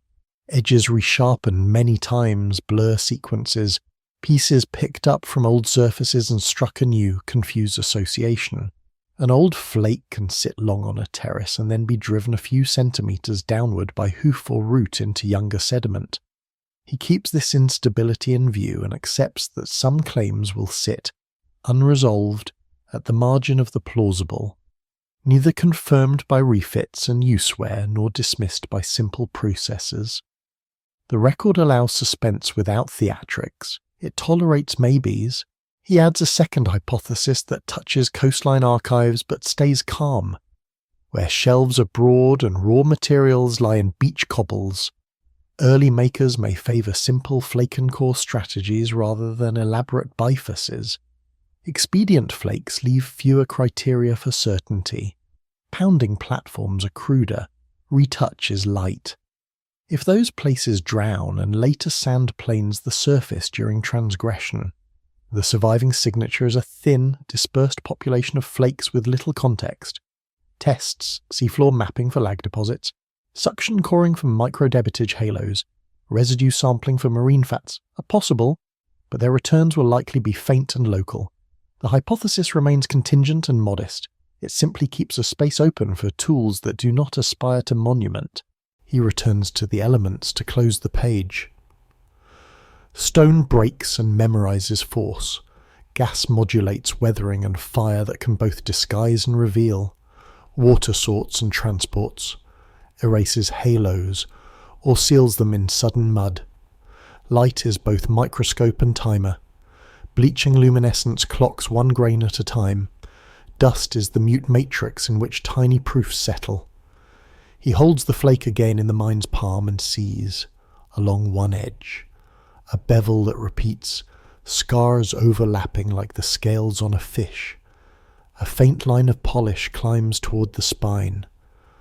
On the ventral face, the bulb swells, and a small chip, the érailleur, steps away from it like a note appended to a note. If a civilization exists before the ice leans heavily upon the world, its stones would still obey these rules. Its complexity would not announce itself in pyramids but in patterns. Refit chains that make sense, edges that say reed, hide, wood, halos of splinters beneath a stable roof of cave or shelter. It would be visible in the geometry of absence as much as in the presence of carved lines. He does not press the case. He places the flake among others, arranges nothing, and listens. The bench of the world remains patient. The river carries new nodules to old bends. Frost lifts and lets fall. Hands, if they are here, leave small proofs that require a microscope and restraint. He takes both forward. He turns the map to a colour of sand and lets the eye follow faint blue threads that lie beneath dunes. The Sahara, seen from thoughtful altitude, is not only a desert, it is also an archive of rivers that no longer run. Wind combs the surface into waves. Beneath, channels wander in ghostly relief, tributaries braided and abandoned, deltas stranded far from any shore. The accepted frame is quiet and firm. During intervals when Earth's precession brings stronger summer sunlight to the northern hemisphere, the African monsoon shifts north. Rain crosses latitudes now dry, and the Sahara becomes a mosaic of grass, trees, lakes, and rivers. These green Sahara phases recur through the late Quaternary, paced by orbital rhythm, each interval breathing water back into basins that mostly remember dust. He lets one river gather from the uplands in the mind's light, west of the Hoggar and Adrar plateaus. Radar images trace a broad paleochannel, the Tamanrasset system, draining a swath of central Sahara toward the Atlantic.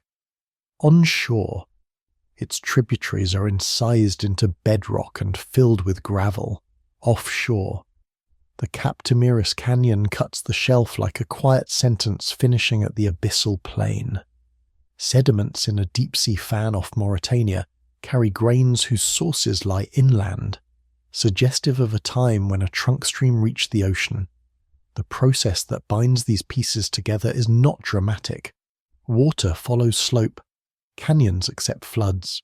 Sand records the direction of its parent rock. Elsewhere, the map shows other rivers that vanished from the surface but remain in relief.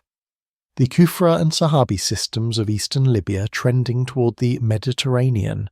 Broad, radial networks ending in the Chad Basin. Lesser channels dissolved into sand along the Tibesti and Enedi.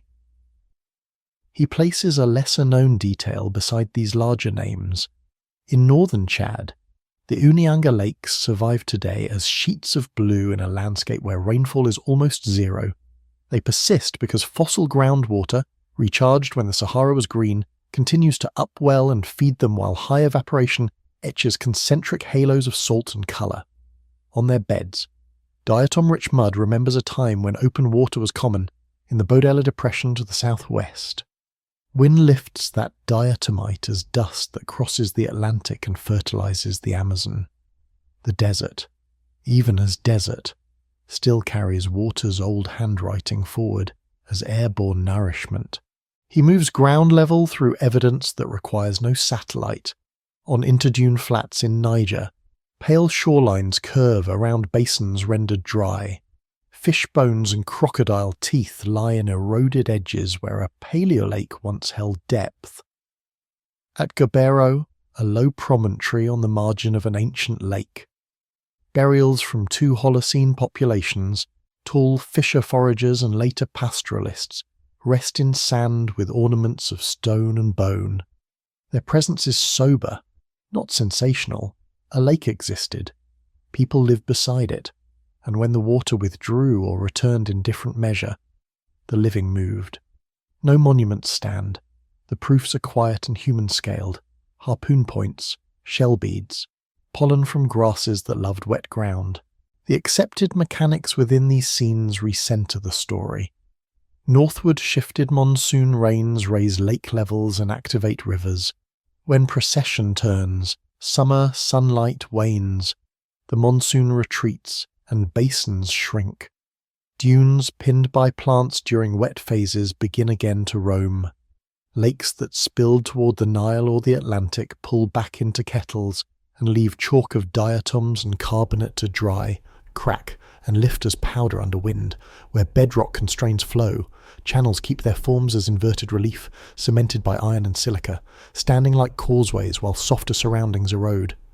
Aerial photographs read like palimpsests, old meanders hardened into ridges, beach ridges stepping down from former shorelines, deltas fixed as fans of resistant crust. Nothing here demands more than time and oscillation. Uncertainty arrives, as it should, at the question of connectivity and continuity. Did the Tamanrasset always reach the sea during green phases, or only in the strongest? How many years in a row did rivers flow bankful, and how often did they rest as linked marshes and ponds? Offshore fans and canyons imply episodes of high discharge, yet the spacing of those episodes and their exact correspondence to specific humid windows remain partly veiled. Luminescence dates on dune sands, radiocarbon ages on organic-rich clays, and seismic profiles of offshore sediments all contribute, but the lines they draw do not perfectly overlay. The narrative that emerges is robust in outline and soft in detail. Multiple humid intervals, repeated activation of channels, variable reach to the ocean. He sets one academic, uncertain hypothesis beside this map and allows it to sit unforced. During strong humid phases, broad vegetated corridors, the Saharan windows, may have enabled northward movements of plants, animals, and people, linking sub-Saharan savannas to Mediterranean basins. Genetic studies in modern populations and ecological models of habitat extent are consistent with pulses of connectivity, rock art with swimmers, hippos, and cattle at sites like the Gilf Kabir and Jebel Uwainat fits the ecological frame. Whether those corridors supported sustained, dense networks or intermittent, thin threads is debated. The hypothesis carries implications for routes of Homo sapiens toward the Levant and beyond, for return movements as well. And for the spread of herding later on, it remains attractive, testable piecewise, and incomplete. He keeps a second, softer hypothesis nearby, this one about organization rather than migration, where rivers and lakes established seasonal predictability. Hunter-fisher groups could have gathered in regular pulses, building knowledge around fish runs, shoreline plant harvests, and marsh crossings. The archaeological signature would be modest. Concentrations of hearths on stable gravel bars. Patterned fishbone discard. Early pottery in some regions whose surface treatments, dotted wavy lines, speak to wet clay traditions. This is not civilization in the sense of cities or writing. It is a density of habit that appears and dissolves with water, leaving the lightest of prints when the monsoon steps back. He returns to lakes that speak both of abundance and loss. Megalake Chad expands in humid times to cover an area larger than many seas, then contracts by orders of magnitude as climate leans dry. Wave-cut benches trace its heights across bedrock. Strand lines step down dune flanks. Deltas fossilize as lobes now stranded at desert. Farther east, relic fans at the foot of the Tibesti glow under afternoon light, their pebbles sort by size in bars that echo old floods. In dry centuries, players whiten and wind presses flats into polygons. In wet centuries, reeds stand and raft, fish build nests in submerged grass, and crocodiles slide quietly through brown water. The swings are large yet governed, a pendulum on a processional clock. A lesser-known detail flickers in and out of this picture. When rains return, dune fields do not vanish, they green. Grasses root along slip faces, nebkas, dune hummocks anchored by shrubs, trap sand in halos. The geometry of wind remains but softens under leaves. When dryness returns, those same dunes remember where they last moved and begin again to travel, reactivating in corridors that remote sensing can follow across decades. Vegetation is thus both archive and agent. It records the humid phase and helps end it by changing roughness and the feedbacks that tie land, air, and water. He allows a quiet mystery to sit at the centre of the map. How quickly do societies adjust to the Sahara's long breath when its rhythm crosses generations? A human life can span the rise and fall of a lake's shoreline by kilometres. A grandparent's stories of waterways and reed beds can become a child's memory of dust. The archaeological record shows presence and absence, but rarely captures rates that a family would feel. The speed of marsh becoming meadow, of meadow becoming dune. Oral memory does some work. So do the orientations of graves. So do the distributions of fish bones relative to cattle bones through time. Yet a complete sense of pace remains elusive. Almost by definition, he lets the elements take their usual seats to close the reach. Stone lifts plateaus and offers canyons to catch ephemeral floods. Water arrives in monsoon breaths and leaves as vapour and dust. Gas, in seasonal swells of humidity and the slower background of greenhouse ratios. Tunes both the reach and the return of the rains. Light, modulated by procession, is the metronome. Dust is both record and courier, diatom powder rising from fossil lake beds, crossing an ocean and feeding leaves in another continent's rain. The desert is then not emptiness but circulation, a place where absence is the visible form water takes when it is stored in stone, ice, and air rather than in channels. If complexity ever gathers before or between the deepest coolings, these lost rivers are its plausible corridors. Their evidence would be delicate.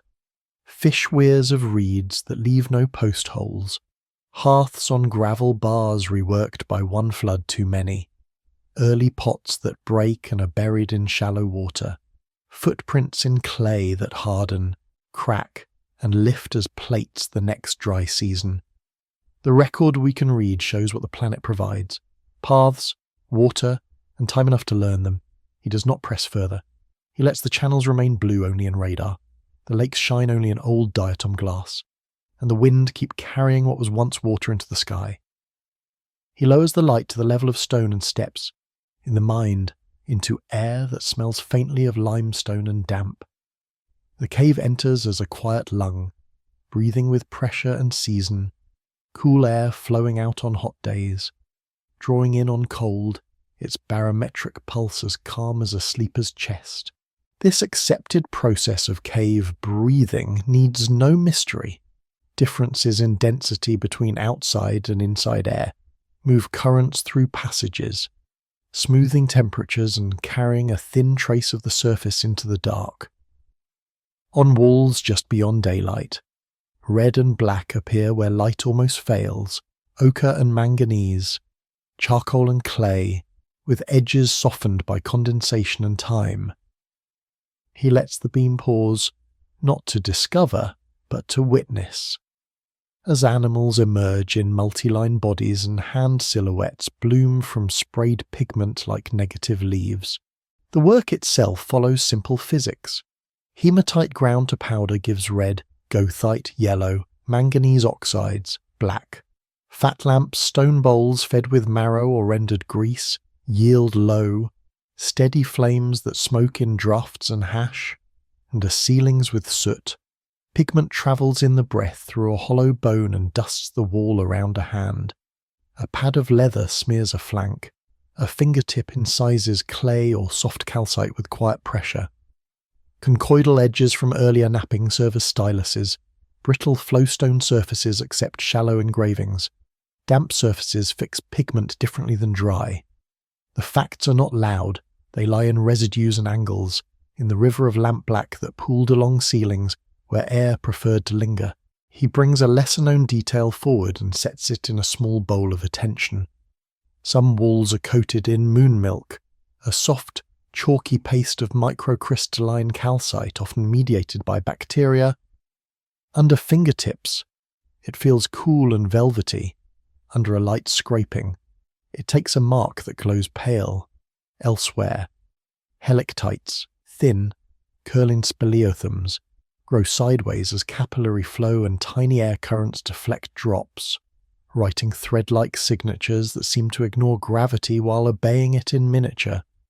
These marginal materials, moon milk, helictites, frame and sometimes host lines, and their presence quietly informs what can preserve, what will crumble, and how a graze of pigment will age. Dating proceeds in a careful duet that honours what the cave is willing to give. Charcoal drawings allow radiocarbon ages when the black is pure combustion. A calendar drawn from the time a plant last exchanged carbon with air, where calcite forms under or over art. Uranium-thorium measurements bracket an age, fixing a no earlier than or no later than with measured isotopes. Dripstone above a red disc can yield a minimum age older than expected. Pushing a mark into deeper time, a skin of calcite beneath a black bison sets a ceiling the painter could not cross. The method is procedural, layered, and slow, and its strength is not in single dates but in ensembles that agree more often than they differ. He lets uncertainty sit, as it must, at the edges of both method and meaning. Detrital thorium in calcite can bias uranium series clocks if not corrected. Charcoal can migrate microscopically with water. Modern contamination skews radiocarbon young. Bioturbation of thin crusts blurs superposition. Even in the best-case floors of chambers, footprints press and dry, then slump under later steps. Bones move in drip seasons, soot halos diffuse. Attribution across species and time remains soft in the margins. Some motifs fall in clear windows, others in wide brackets. The images themselves resist tidy translation. Bison layered with bison, dots and lattices, hand stencils and clusters that read like counting or like presents. The refusal to resolve becomes part of the cave's climate. He sets one academic, uncertain hypothesis down with care. The placement of paintings may correlate with acoustics. In some chambers, a clap returns as a focused echo. Resonant frequencies gather where the wall bears animals or signs. It is plausible that sound guided selection, a hunt scene placed where hooves seem to answer, a bellowing space chosen for large bodies, but the evidence remains suggestive rather than conclusive. A pattern emerging in some caves and not in others. Experiments with hand claps, whistles, and instruments map echoes onto images. Results intrigue and disagree. The idea endures as a thread to follow, not as a net that holds all. Alongside that sits a second careful proposal, still debated and quiet in tone. Flickering flame may animate multi-limbed animals on uneven relief, the moving light making a bison seem to run or a horse to breathe. The cave wall's natural undulation and the painter's clustered lines collaborate with shadow to produce motion in perception, a simple optical effect rather than an intention toward illusion in the modern sense. Trials with replica lamps and fresh pigment in controlled darkness support the plausibility. The hypothesis remains a low flame, steady and small, warming interpretation but not insisting. He allows other ledgers to enter. The floors and ceilings keep their own books. Calcite soda straws advance by fractions of a millimetre each year. Stalagmites record drip chemistry, locking oxygen isotopes and trace elements in rings that say something about season and source. On some ceilings, soot layers from repeated visits separate like pages, black laminae bracketed by clean calcite, opening the possibility of counting occupations as a number of thin, carbon-rich breaths. In the clay of floor hollows, impressions of woven fibres persist where baskets or mats rested, in niches. Small heaps of burnt bones, marrow stones cracked and reheated, speak to warmth without spectacle. He carries a lesser, very human detail with him. Finger flutings, lines drawn by fingertips in soft calcite, sometimes preserve the ridge-to-ridge spacing of children's hands. Measurements of finger breadth and curvature, cautiously applied, suggest that some marks are made by individuals not yet grown tall. In Rouffignac and other caves, these small lines move with certainty and play in the same breath. The detail adds no drama, it adds scale and temperature to the room. The question that remains is procedural rather than narrative. Who paints, and how frequently across long windows of climate? If the minimum age of a red disk falls beyond 40,000 years, does that widen authorship beyond one lineage? Or does it broaden only the timeline of one? Claims that assign images to Neanderthals based on calcite bracketing are possible and remain contested. Corrections for thorium contamination shift ages. Uncertainties about pigment sourcing and subsequent wash linger. The record tolerates the ambiguity. He lets it stand in the quiet between stations, neither settled nor sensational. He places one more hypothesis near the entrance, careful of breath. Manganese dioxide blocks found at some Middle Paleolithic sites may not be only for drawing. Experiments show they can lower ignition temperatures and speed kindling, making fire easier under damp conditions. If so, a black block in a cave could be a dual tool, mark and spark, though direct use in painted chambers is not demonstrated. It is a neat suggestion bounded by caution, a reminder that materials move between tasks in small economies. Light continues to be the essential collaborator and the most fragile one. Animal fat lamps emit warm light, low and directional. Smoke rises and marks wind. Carbon particles settle into micro crevices and build a soot memory that radiocarbon can later read. In the absence of light, images do not exist to vision. In excess of light, pigments fade. The cave teaches moderation the way a slow river teaches patience. Move at the pace of breath. Watch how shadow lifts a line into a shoulder. Let the flame sit where drafts keep it alive without smoke. He returns to the elements and allows them to align. Stone provides the gallery and the palette, limestone dissolving to sculpt walls, calcite redepositing to shelter and veil, gas, oxygen, carbon dioxide, radon sets comfort and constraint, too much carbon dioxide, and flames shrink and minds blur. The concentration varies with season and flow. Water carves and repairs, dissolves and precipitates, lays down films that soften edges, closes doors with dripstone and opens others in dry years. Light arrives only by escort, is manufactured from fat and wick, and pools like a small lake on a wall. Dust, charcoal dust, skin dust, pollen dust brought on clothing, settles and becomes part of the long page.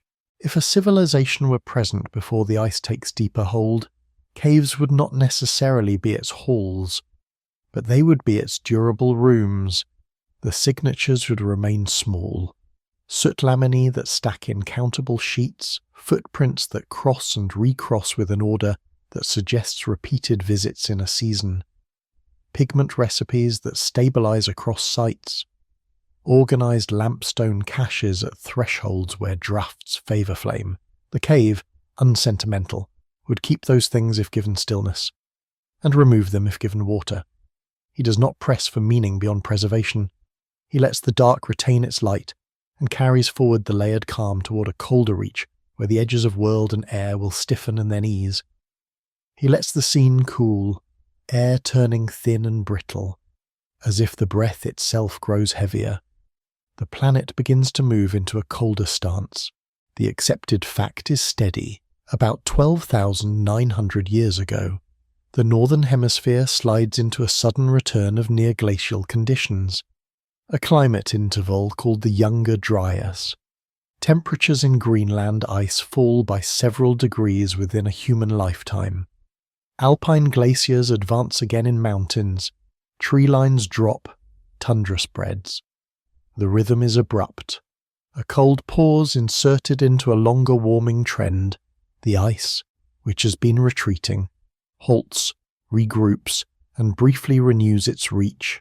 He allows the landscape to adjust in slow increments. Lakes that were broad with meltwater develop fresh ice covers in spring and autumn. Their turnover regimes change. Oxygen levels shift, and diatom communities rearrange. Rivers contract, carrying less melt from shrunken but still powerful glaciers.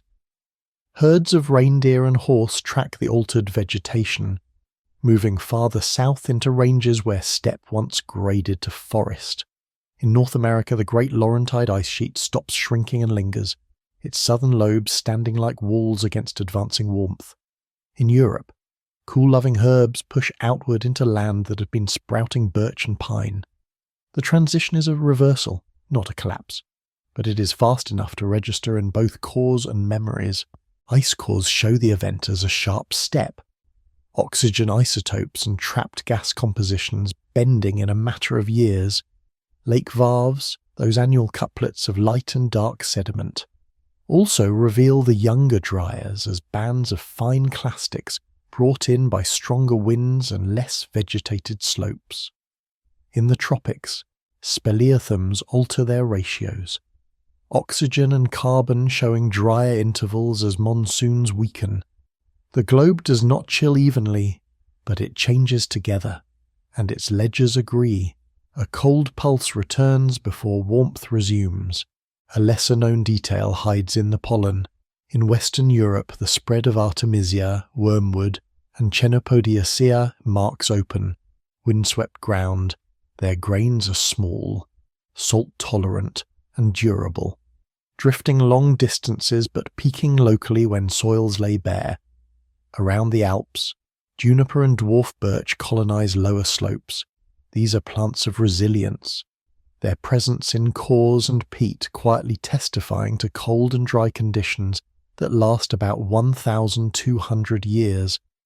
He imagines a core sample in a lab dish, pale sediment speckled with tiny orange grains, each one a capsule of climate returned to chill.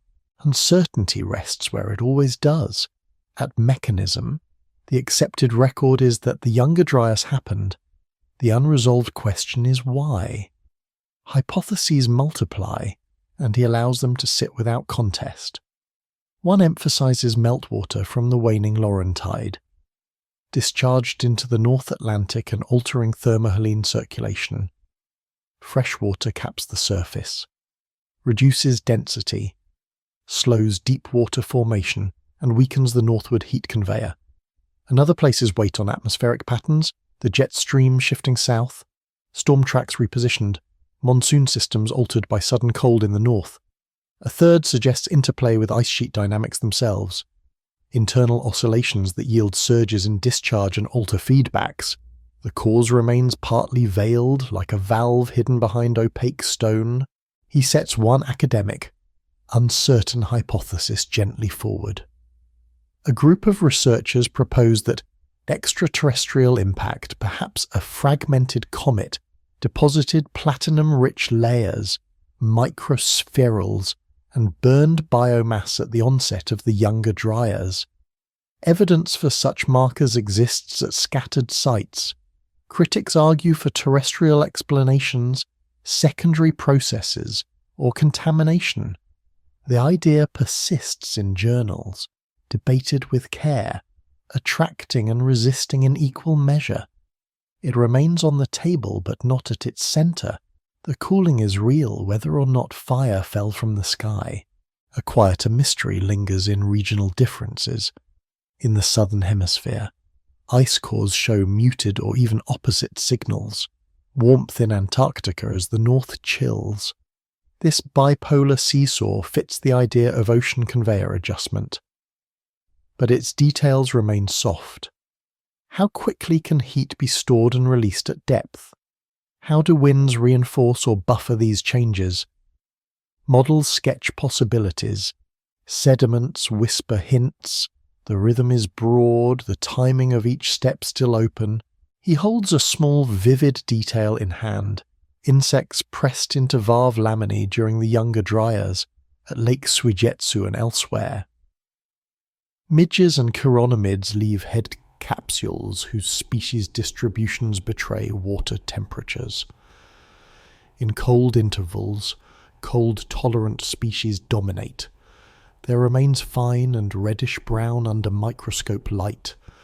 These capsules, no larger than commas on a page, turn into thermometers that agree with isotopes and pollen. The smallness of the witness is striking, entire intervals measured by the composition of creatures most never see. The effect on coasts is patient but clear. With ice no longer retreating, sea level rise pauses, shorelines hold, deltas stabilize, and marshes remain brackish longer than they might have. Then, with warming's return at the end of the Younger Dryas, sea level resumes its upward climb. Pulses of meltwater once again carving and drowning. Strand lines, terraces, and floodplains hold the pause as a flat bench in their profiles. A moment of stillness before transgression continues. Another hypothesis joins, this one more subdued. Some propose that human groups, already experimenting with cultivation in the Near East, are shaped by this cold pulse. The wild cereals on which they depend thin in cooler, drier conditions, perhaps encouraging more intensive harvesting, storage, and deliberate sowing. Archaeobotanical evidence suggests increased reliance on gathered grains, whether that is climate-forced or part of longer cultural arcs remains debated. Civilization is not yet, but the preconditions of organized subsistence may be rehearsed under climate stress. The hypothesis is quiet, contingent, and woven into multiple influences beyond climate alone. He returns to elements and lets them align. Stone bears ice again, moraines push outward, erratics linger where melt halts, gas shifts in its ratios, with greenhouse concentrations dipping, whether from ocean circulation change or feedback in biosphere. Water pools behind ice dams, rushes in catastrophic pulses, or holds still in frozen lakes. Light tilts in precession cycles. Yet the abruptness of response shows that feedbacks amplify orbital nudge into climate leap. Dust thickens in cores, carried by stronger winds over exposed surfaces. The Younger Dryas does not last forever. By 11,700 years ago, temperatures rise abruptly again. Glaciers retreat, vegetation reorganizes into warmer communities, and the Holocene begins. The boundary is marked in Greenland ice as a sharp step, in Varves as a change in color and composition, in speleothems as a swing in isotopes. The earth exhales and shifts into the interglacial in which we now sit, but he stays within the cold interval, allowing its stillness to persist. He imagines the tundra plain stretching broad and hushed, dwarf shrubs dotted against frost-heaved ground, patterned polygons of ice wedges marking the soil. A river flows, carrying less water than before, its banks lined with grasses that tremble under dry wind.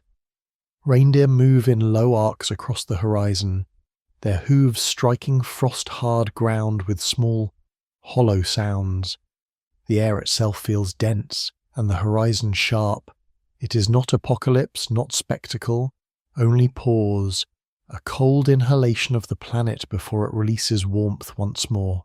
If civilization had roots before this event, many of its coasts and settlements would be stressed, starved, or erased. Shelves that had welcomed dwellings when water was lower would remain offshore, but rivers would carry less, plants would withdraw, and animals would move away.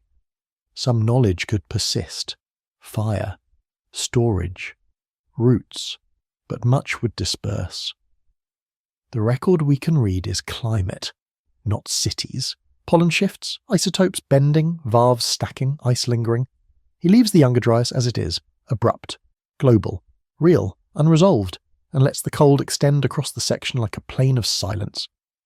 He walks into a high, dry upland where limestone softens into dust under the sole, and circles of cut stone lift from the ground like quiet intentions. The cold pulse has eased. Warmth returns. Grasses and wild cereals ripple on slopes that face morning light, here and in neighbouring valleys. After ice releases its hold, people gather around shapes that require patience and many hands. The accepted facts sit plainly in the early Holocene. Before pottery and before village rectangles become common, round or oval enclosures are raised from limestone in the northern Fertile Crescent, at places like Göbekli Tepe and Kadhan Tepe on the Urfa Plateau, Djerf El Ahmar along the Euphrates, Navali Kori near the Karaka Dag, and Halan Sami on the upper Tigris. Radiocarbon places the earliest of these gatherings of stone within the first 2 millennia of the Holocene. The pillars at some sites are T-shaped, cut from the same bedrock that weathers to powder at their feet, set upright in rings, their shoulders aligned. He attends to the work with no haste. Pillars rise taller than a person, some more than 5 meters, their faces smoothed, their edges crisp enough for shadow to lie straight, in shallow relief. Animals move across them, fox, aurochs, boar, snake, crane, rendered with an economy of lines that still holds in sidelight. On a few pillars, stylized arms run down the flanks and meet at a belt, with a fox pelt carved like a sash. Stone benches follow the interior arc of some enclosures. Knots of flint debitage, hammerstones, and grinding slabs make small constellations in the backfill and on surrounding slopes. The work is not theatrical, it is cumulative, quarrying, levering, dressing, setting, and then refilling, layer on layer, until a ring stands and later is retired under the very sediment that helped lift it. The quieter buildings nearby speak a different grammar but share a cadence. At Djerf El Ahmar, round communal structures with benching nest into the bluff above the river. At Navali Kori, rectangular rooms step forward, lime-plastered floors gleam pale, and smaller T-pillars stand indoors. Halan Sami shows midden arcs and hearths dense with bones from wild sheep, pigs, and fish in each.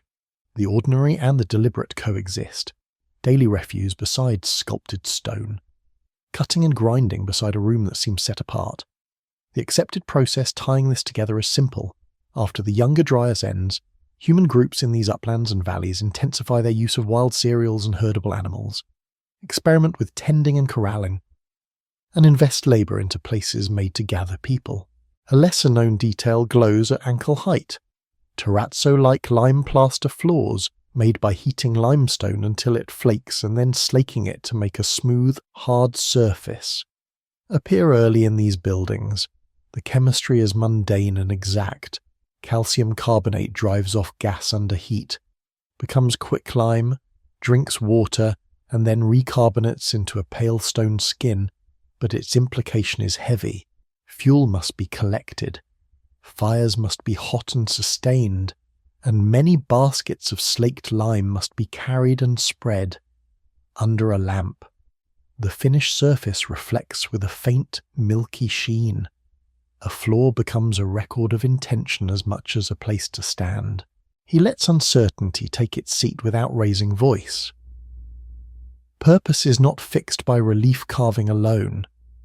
If these places are for gathering, how often do gatherings occur seasonally with migratory herds and ripening stands of wild einkorn, or less predictably with rainfall and chance? If these are for ceremony, what does ceremony do in the economy of a small world? Bind groups, redistribute food, memorize routes, rehearse stories?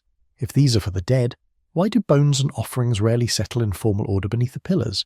If they are for the living, why deliberately backfill an enclosure once its period of use is over, setting pillars to sleep as if closing a book? The questions remain procedural and open. The stones keep their answers quiet. He sets one academic, uncertain hypothesis on the ground between the circles and leaves it there. Unforced. Feasting, the deliberate production and display of surplus food for periodic, competitive or cooperative gatherings, may be a driver, not only a result of early cultivation and herd management. In this view, places of stone appear first as anchors for social obligation. Heavy labour around pillars and benches creates occasions that demand grain and meat. Such demand encourages tending stands of wild cereals, repeated harvesting, storage, and eventually cultivation near reliable water, bones of wild gazelle, aurochs, and deer at some sites, grinding stones in numbers that exceed household need, and stone basins large enough to pulp or soak plant foods fit this idea in outline. It remains a careful suggestion, entangled with other pathways toward domestication, and does not claim that stone causes farming, only that gatherings can pull subsistence forward. Elsewhere on the plateau, new excavations widen the picture without settling it. Karahan Tepe reveals T-pillars in bedrock-cut rooms and a circular hall with upright shafts rising from the floor. The stone laid bare and then shaped as if the bedrock itself is a ceiling lowered onto columns. At Göbekli Tepe, enclosures stratify, older rings under later ones, suggesting recurrence more than permanence, and backfill contains bones and flint in a mix that reads like purposeful burial of a place rather than collapse. The rhythm feels like breath. Open, gather, close, open, gather, close. He holds a small, real detail in the light. The relief of a scorpion carved high on one pillar, legs thin and evenly spaced, tail lifted and arched. Nearby, a vulture raises its wings.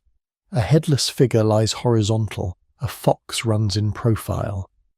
These images are often named, sometimes aligned in arguments that press them into calendars or constellations.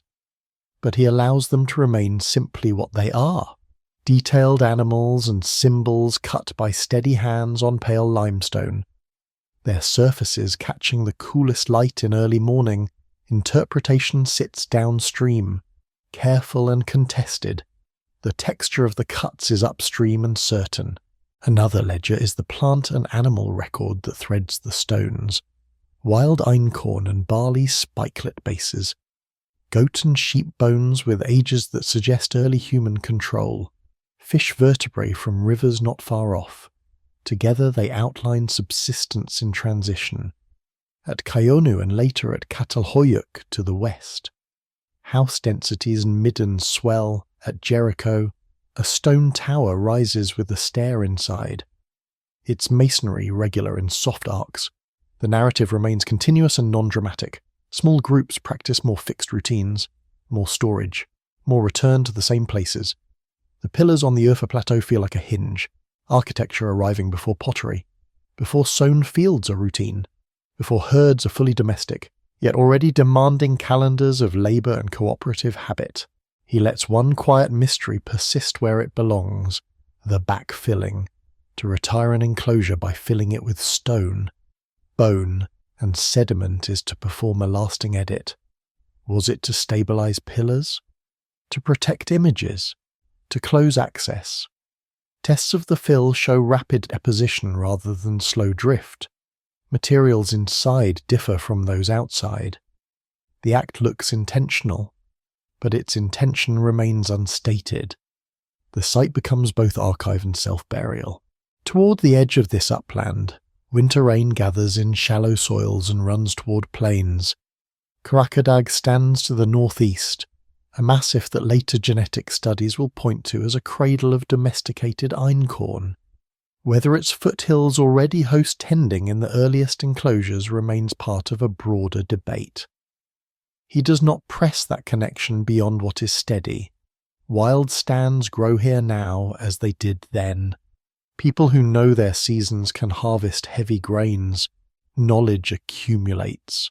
He returns to the elements, stone, gas, water, light, dust, and lets them arrange the scene.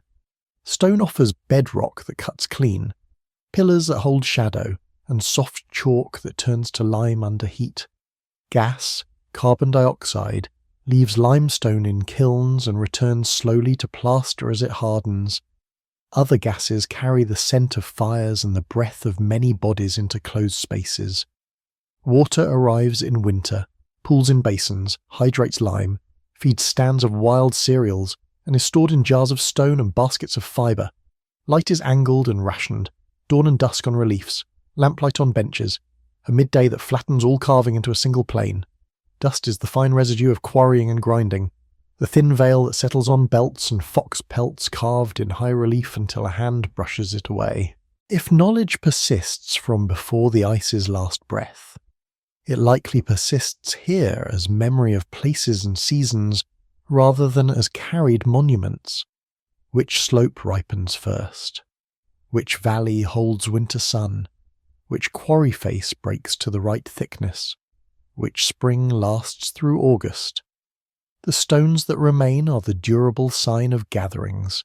The rest, words, songs, counts, move on wind and are caught only when they alter bone and seed. He lets the pillars stand in even light and does not ask them for more than they can give. The idea of civilization before the ice is not proven by their presence. It is neither required nor excluded. What they prove, beyond debate, is that hands, after cold, lift stone together and make rooms that outlast their builders. That quiet fact is sufficient for this narrow turn of the path.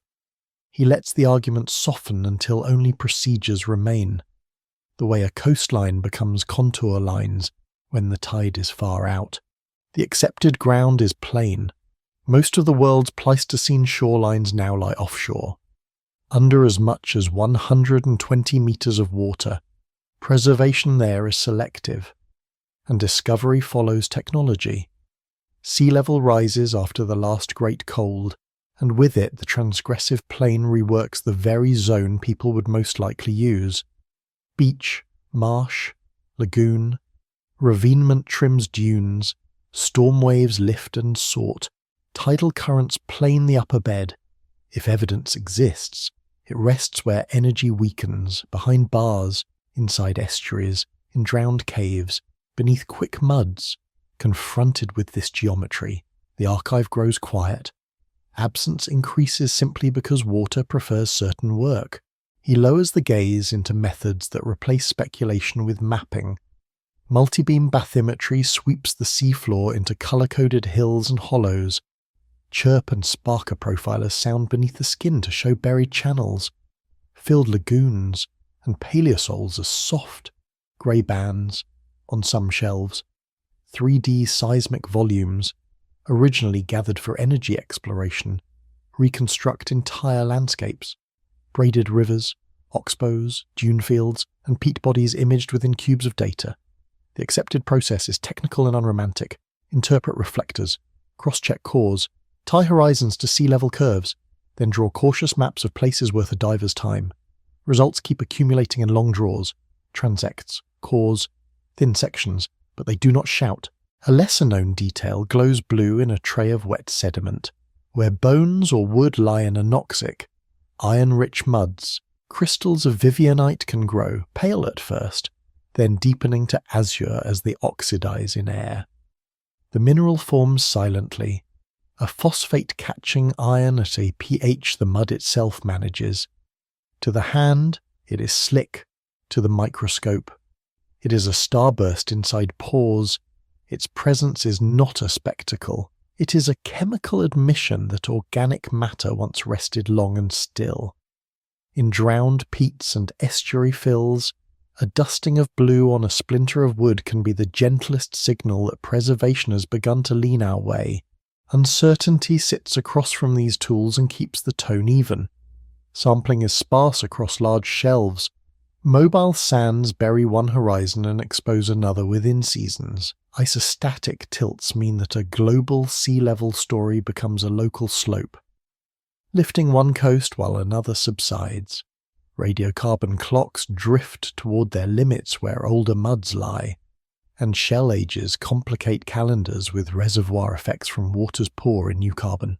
Bones dissolve quickly in the sulfate-rich pore waters of many marine settings. Wood decays unless sealed. Lithics persist but wander. Even positive results, charcoal flecks in a quiet grey clay, must be separated from the burn of reed beds and lightning and storm. The science advances, but it advances over a floor that slides. He sets, with care, an academic, uncertain hypothesis where all can see it. Some archaeologists propose that the apparent suddenness of early Holocene monumentality and domesticates partly reflects a preservational shadow.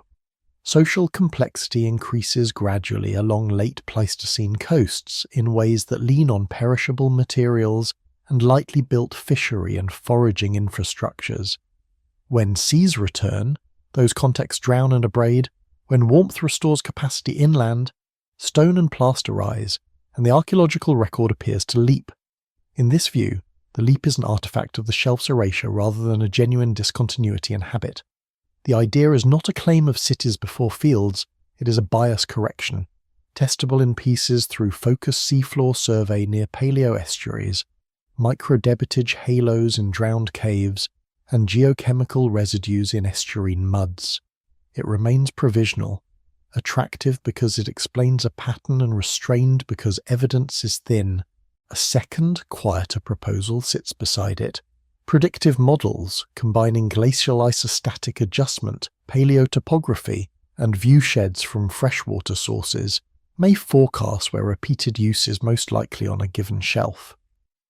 If many independent coasts show high probability nodes that later yield small sites, hearths, fish weirs, shell heaps, then the distribution itself becomes an argument for persistent gatherings even when each node is modest. This is population-level inference rather than artifact-driven proof. It has the temperament of a map, not a monument. Its uncertainty is structural. Negative spaces in survey data can be poor coverage as easily as true emptiness. He lays a factual counterweight beside both suggestions. When early Holocene and later villages drown, they are found. Atlit Yam off Israel, Baia near Naples, Pavlopatri off Greece, Neolithic piles in alpine lakes, where architecture and artifact density are high. The record is unambiguous. By contrast, late Pleistocene claims offshore remain scarce and fragmentary. The distinction teaches temperance. The ocean can keep a town when conditions cooperate, but it more often keeps only edges. He lets a smaller ledger speak. Inland but relevant, the 3D reconstructions of Doggerland built from seismic cubes and ground truth cores reveal rivers, marshes, and lake basins in detail sufficient to model viewsheds from dry islands across a grassy plain. Harpoon points and human bones occasionally rise in fishermen's nets. Peat and hazel nutshells come up in cores with radiocarbon ages from the final millennia before drowning. No cities stand, no walls line the channels, yet the landscape is legible enough to place camps in the mind, to imagine paths that could have been. The method does not resolve civilization. It resolves where living could make sense. He acknowledges a mystery that persists even with good maps. What, precisely, counts as civilization when architecture is timber and fibre, when complexity is encoded in calendars of tide and fish, and when exchange follows estuary corridors rather than roads? The classic threshold, agriculture, cities, writing, sits comfortably in the early Holocene. Before that, words must be handled with care, a coastal network that returns seasonally to fixed places, builds weirs, standardizes tool inserts, and keeps ritual calendars may be organized and durable without leaving stone. Does that earn the name? The term blurs at its edges. The debate remains academic but not idle. Because language shapes what kinds of evidence are sought and funded, he draws a line back to laboratories where very small things answer larger questions. In marine muds near paleo shores, compound-specific radiocarbon on leaf waxes distinguishes terrestrial from marine carbon. Microplastics are absent in old layers. A quiet check against contamination. Plant biomarkers and stable nitrogen isotopes can betray sustained burning or manure inputs on land feeding river plumes. Each thread is delicate. Together they knot into contexts, wetter or drier. More or less fire. Marsh expanding or retreating. None alone announces a harbour or a council house. All together indicate whether a coast could host repeated return. A lesser-known detail from the air tucks into the page. During unusually low tides and rare water level drops, archaic low-water stands expose peat beds and rooted stumps along modern estuaries for hours or days. Photographs from small planes and drones catch polygonal fields of peat just before a storm reburies them, and field crews rush to cut blocks for dating. The timing feels dramatic on a human schedule and yet belongs to the same long calm. Pete waits 1,000 years to be seen for a morning. He allows a caution to sit in the light, claims that the complex societies existed far before agriculture sometimes lean on images, rectilinear blocks underwater, patterns in satellite data at the edge of resolution, correlations with later myths. The accepted tools to arbitrate remain the familiar ones: stratigraphy, dating, context, refits, residues, taphonomy. Without them, inference outruns its ground. With them, even negative results are information. They narrow where to look next. The patience required is not heroic, it is procedural. He turns the elements in the hand again. Stone is both substrate and signal. Terraces, notches, drowned cast, rare-shaped blocks where time was kind. Gas modulates warmth and sea level, slipping the coastline outward and back. It also fills cores as bubbles that keep a ledger of air. Water is both the eraser and the keeper, burying and sealing, abrading and protecting. Its density structure decides whether rivers plunge as turbidity currents or feather out as plumes. Light is instrument and limit. LiDAR from planes, lasers in labs, photons coaxing electrons from quartz in luminescence clocks.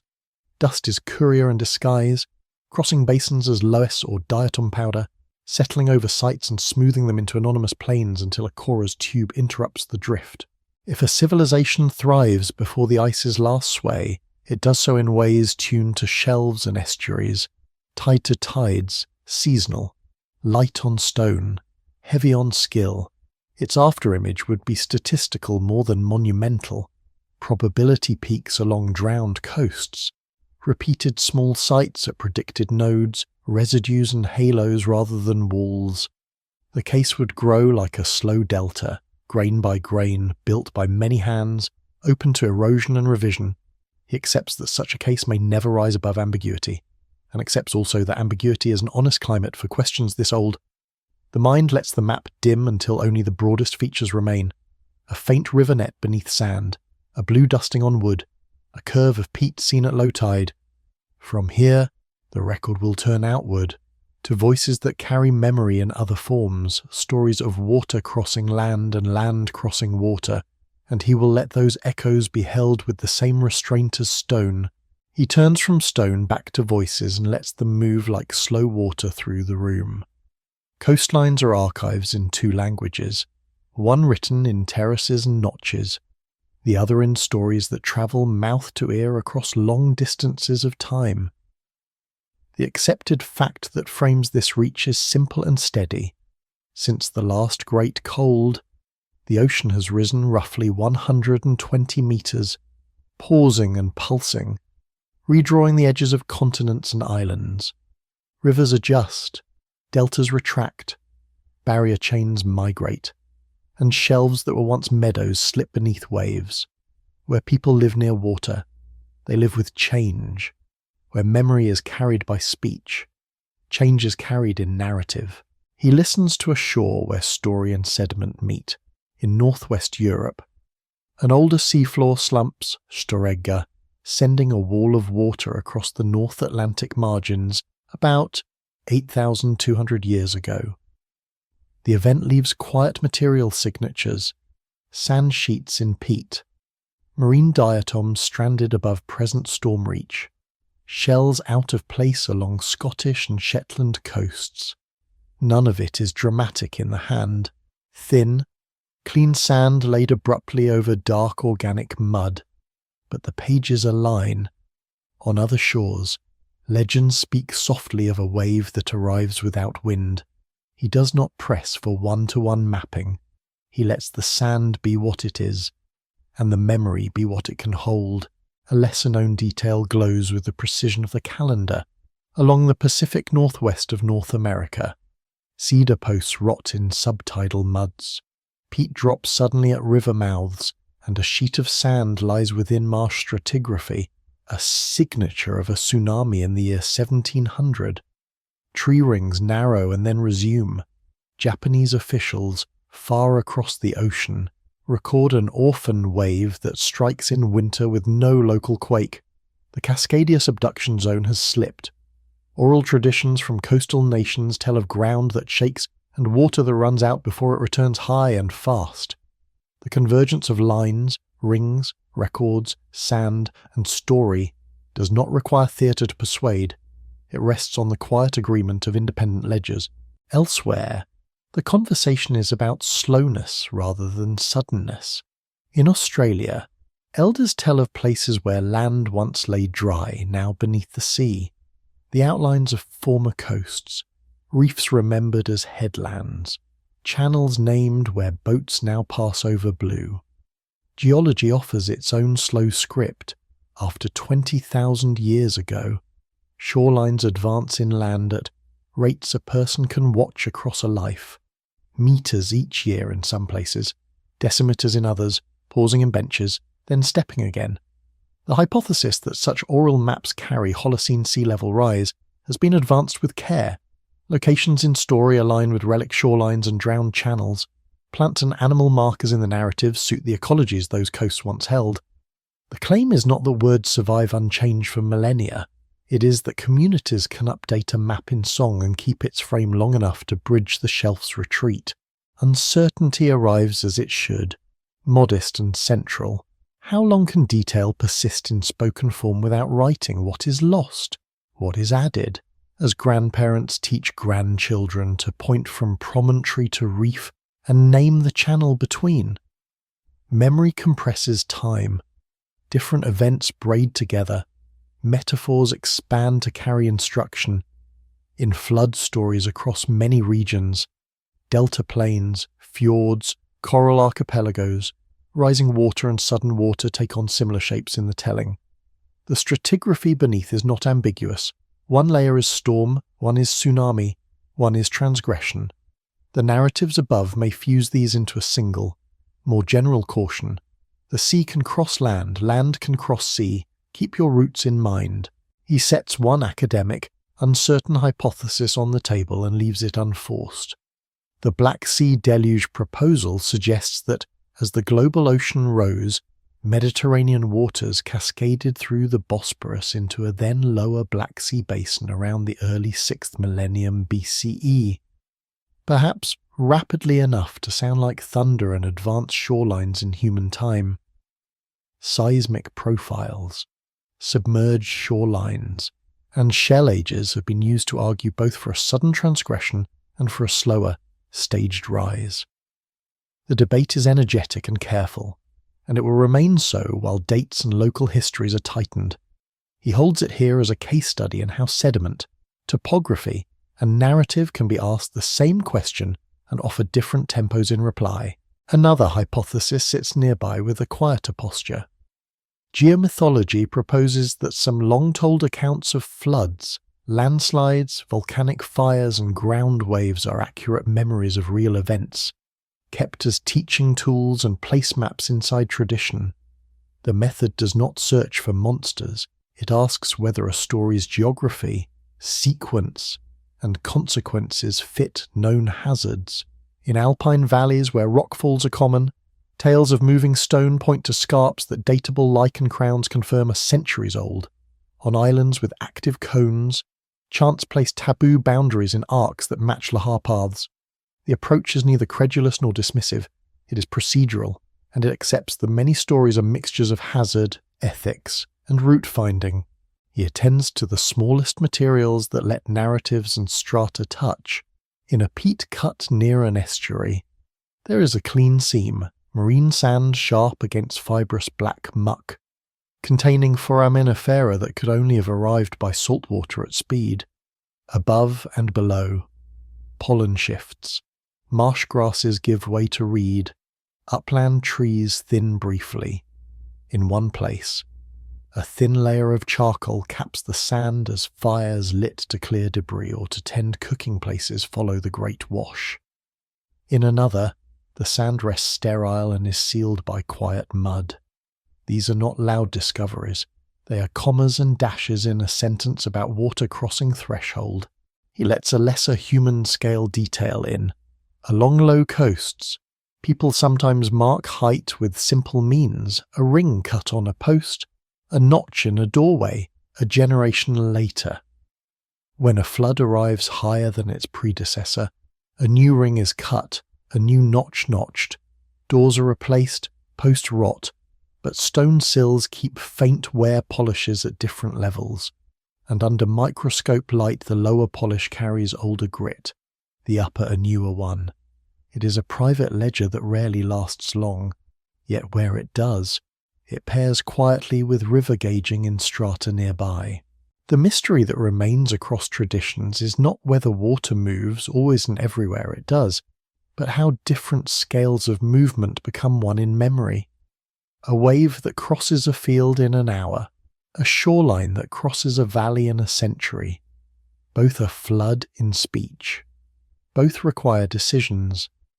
Do boats live closer to the bluff? Do baskets of grain move uphill?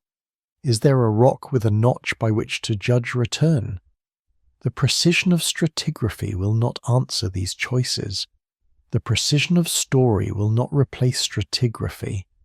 They sit adjacent, each with what it can keep. He folds the elements back into their seats. Stone holds legends in place. Headlands that retain their names long after their outline changes. Drowned karst caves that remember fresh air in mineral lines. Gas, greenhouse ratios, sets the background pace. Tugging sea level along with ice's patience. Gas also carries the smell of wet wood and silt. Scents that anchor a story to a time of returning water. Water itself is both the actor and the archive. Wave, storm, river rise, spring tide, the keeper of diatoms in sand sheets and the mover of boats and words. Light is the metronome that makes seasons. Returning fish and winds in cycles that stories turn into calendars. Dust arrives as a quiet witness, sifting onto new marsh after the waves retreat, sealing a layer with silt fine as breath. It also travels between continents, reminding that no coast is alone. If a civilization breathes before the Ice Age's last release, its traces in this register are not walls but sentences, rules of tide and wind, place names that encode hazards, paths that detour where marsh grew last generation. Its durability would be measured not by stone piles, but by the accuracy with which a song places a channel that has moved. The sedimentary echoes we can read, sand sheets, drowned forests, stacked peat, do not prove such a network, and they do not deny it. They only show that the conditions for careful memory existed, and that coasts can hold that memory as long as people remain to point from reef to promontory and say, there, and not tonight. And when the wind is like this, you may pass. He lets the room settle. The stories thin to murmurs. The cores return to shelves, and maps fold back into drawers. Water keeps its pulse at the margin. In the next and last turn, the narrative will quiet further, until motion itself relaxes and the planet lies as if asleep. He lowers the tempo until the world seems to breathe only once each winter.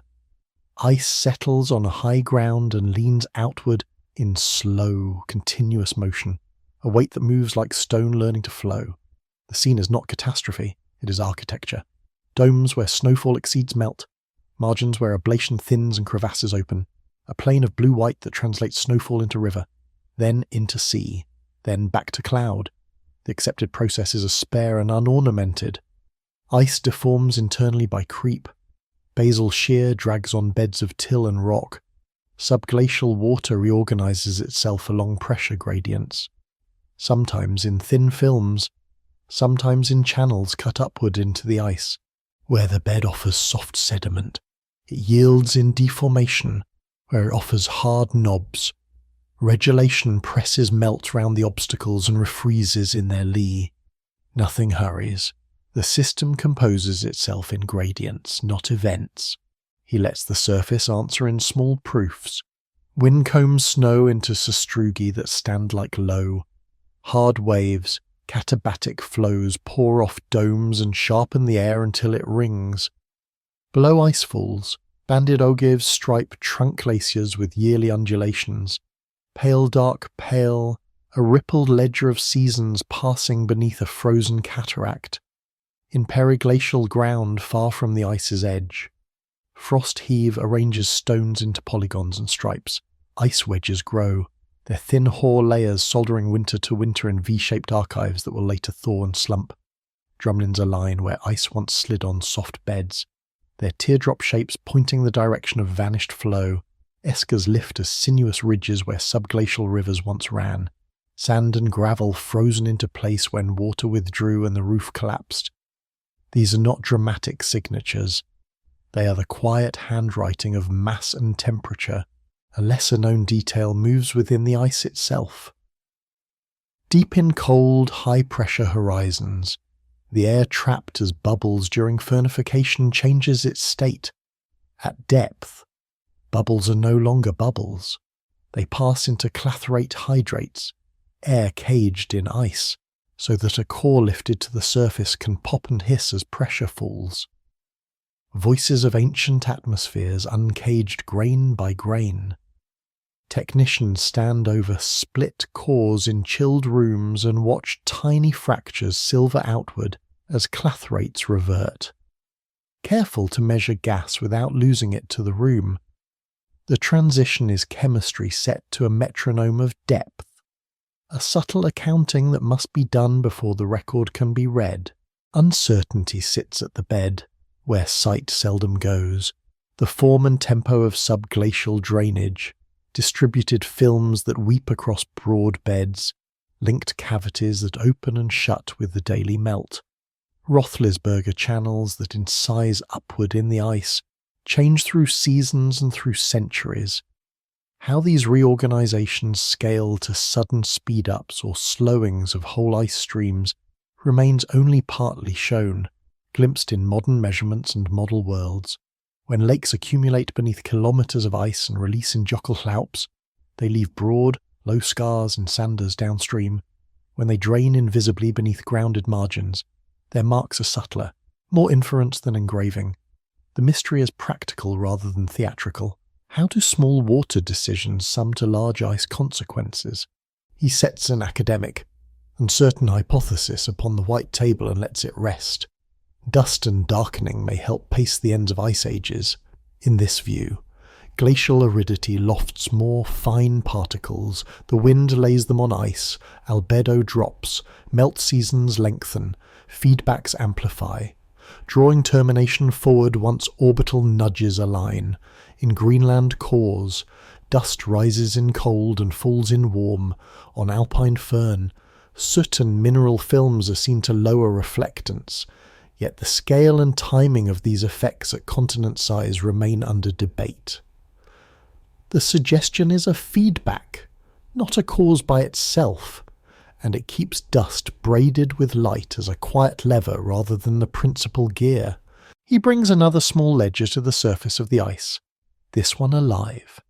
Cryoconite holes, dark grains of wind-blown dust, soot, and organic matter fused by microbial films melt into the surface and make round pools that host a sparse microbiome under thin skin. Cyanobacteria bind mineral to mineral. Rotifers move with unhurried strokes. The water warms a little, then drains, then refreezes. The holes are minor in the physics of a sheet, but they are exact in their lesson. Even here, on a near-sterile plain, light, dust, and life collaborate to write tiny sentences into summer. He allows the planet's mass to answer with its own flexure. Where ice persists, the crust bows. Where it retreats, the crust rebounds, still rising millimeters per year, in places that only recently lost their load. Farther from old domes, peripheral forebulges sink, and relative sea level draws a tilted plane across archipelagos and fjords. Strandlines stair-step lakes in isostatically rising basins, while salt marshes drown elsewhere under the same global ocean. The fact is plain but easily forgotten. There is no single sea level in lived space. Only a global mean and many local stories of uplift and subsidence. He gathers a quiet human uncertainty into this cold frame without enlarging it.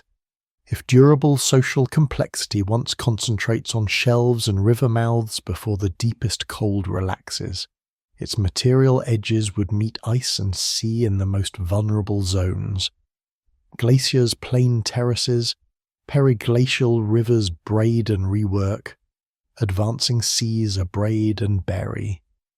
Knowledge would have a better chance than masonry, dates of freeze and thaw, routes across winter crust, positions of leads in sea ice, timing of caribou on river ice, calendars set to stars and wind.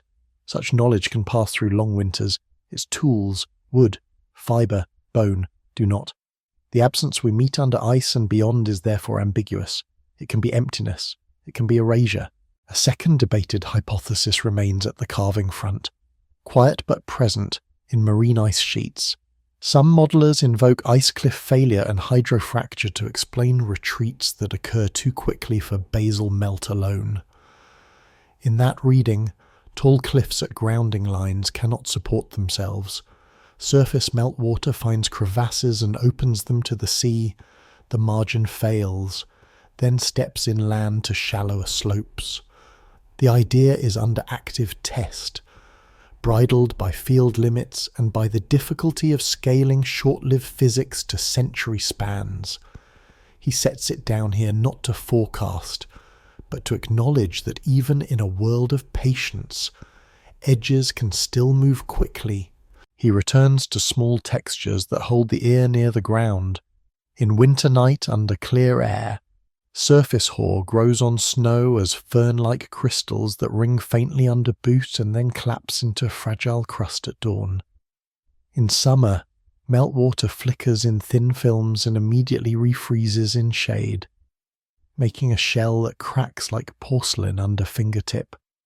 Where wind polishes old snow, the surface shines with a luster-like lacquer. Where blue ice ablates, ancient stones concentrate and skitter at the surface, small planets on a cold sky. Each detail is private and exact, and none changes the larger field. Together they are the field's character. He seats the elements one more time and lets them hold. Stone is both bed and cargo, eroded beneath ice, carried as erratic, set down as moraine that a later river will pass into gravels. Gases archive and agent, bubbles and clathrates in cores. Greenhouse ratios setting the softness or hardness of seasons.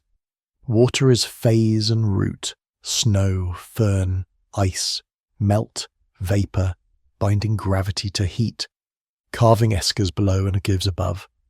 Light is the quiet metronome, low on the horizon across long winters, high but cool in brief summers, powering the tiny economies of cryoconite and the large geometry of melt.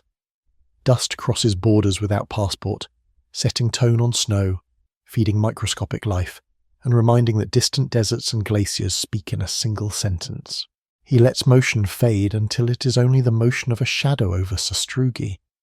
The question that brought him here does not close, it lowers its voice. If large, durable settlements before the Great Cold had existed on any scale that stone prefers to keep, more of them would likely be found where energy is low and time is kind.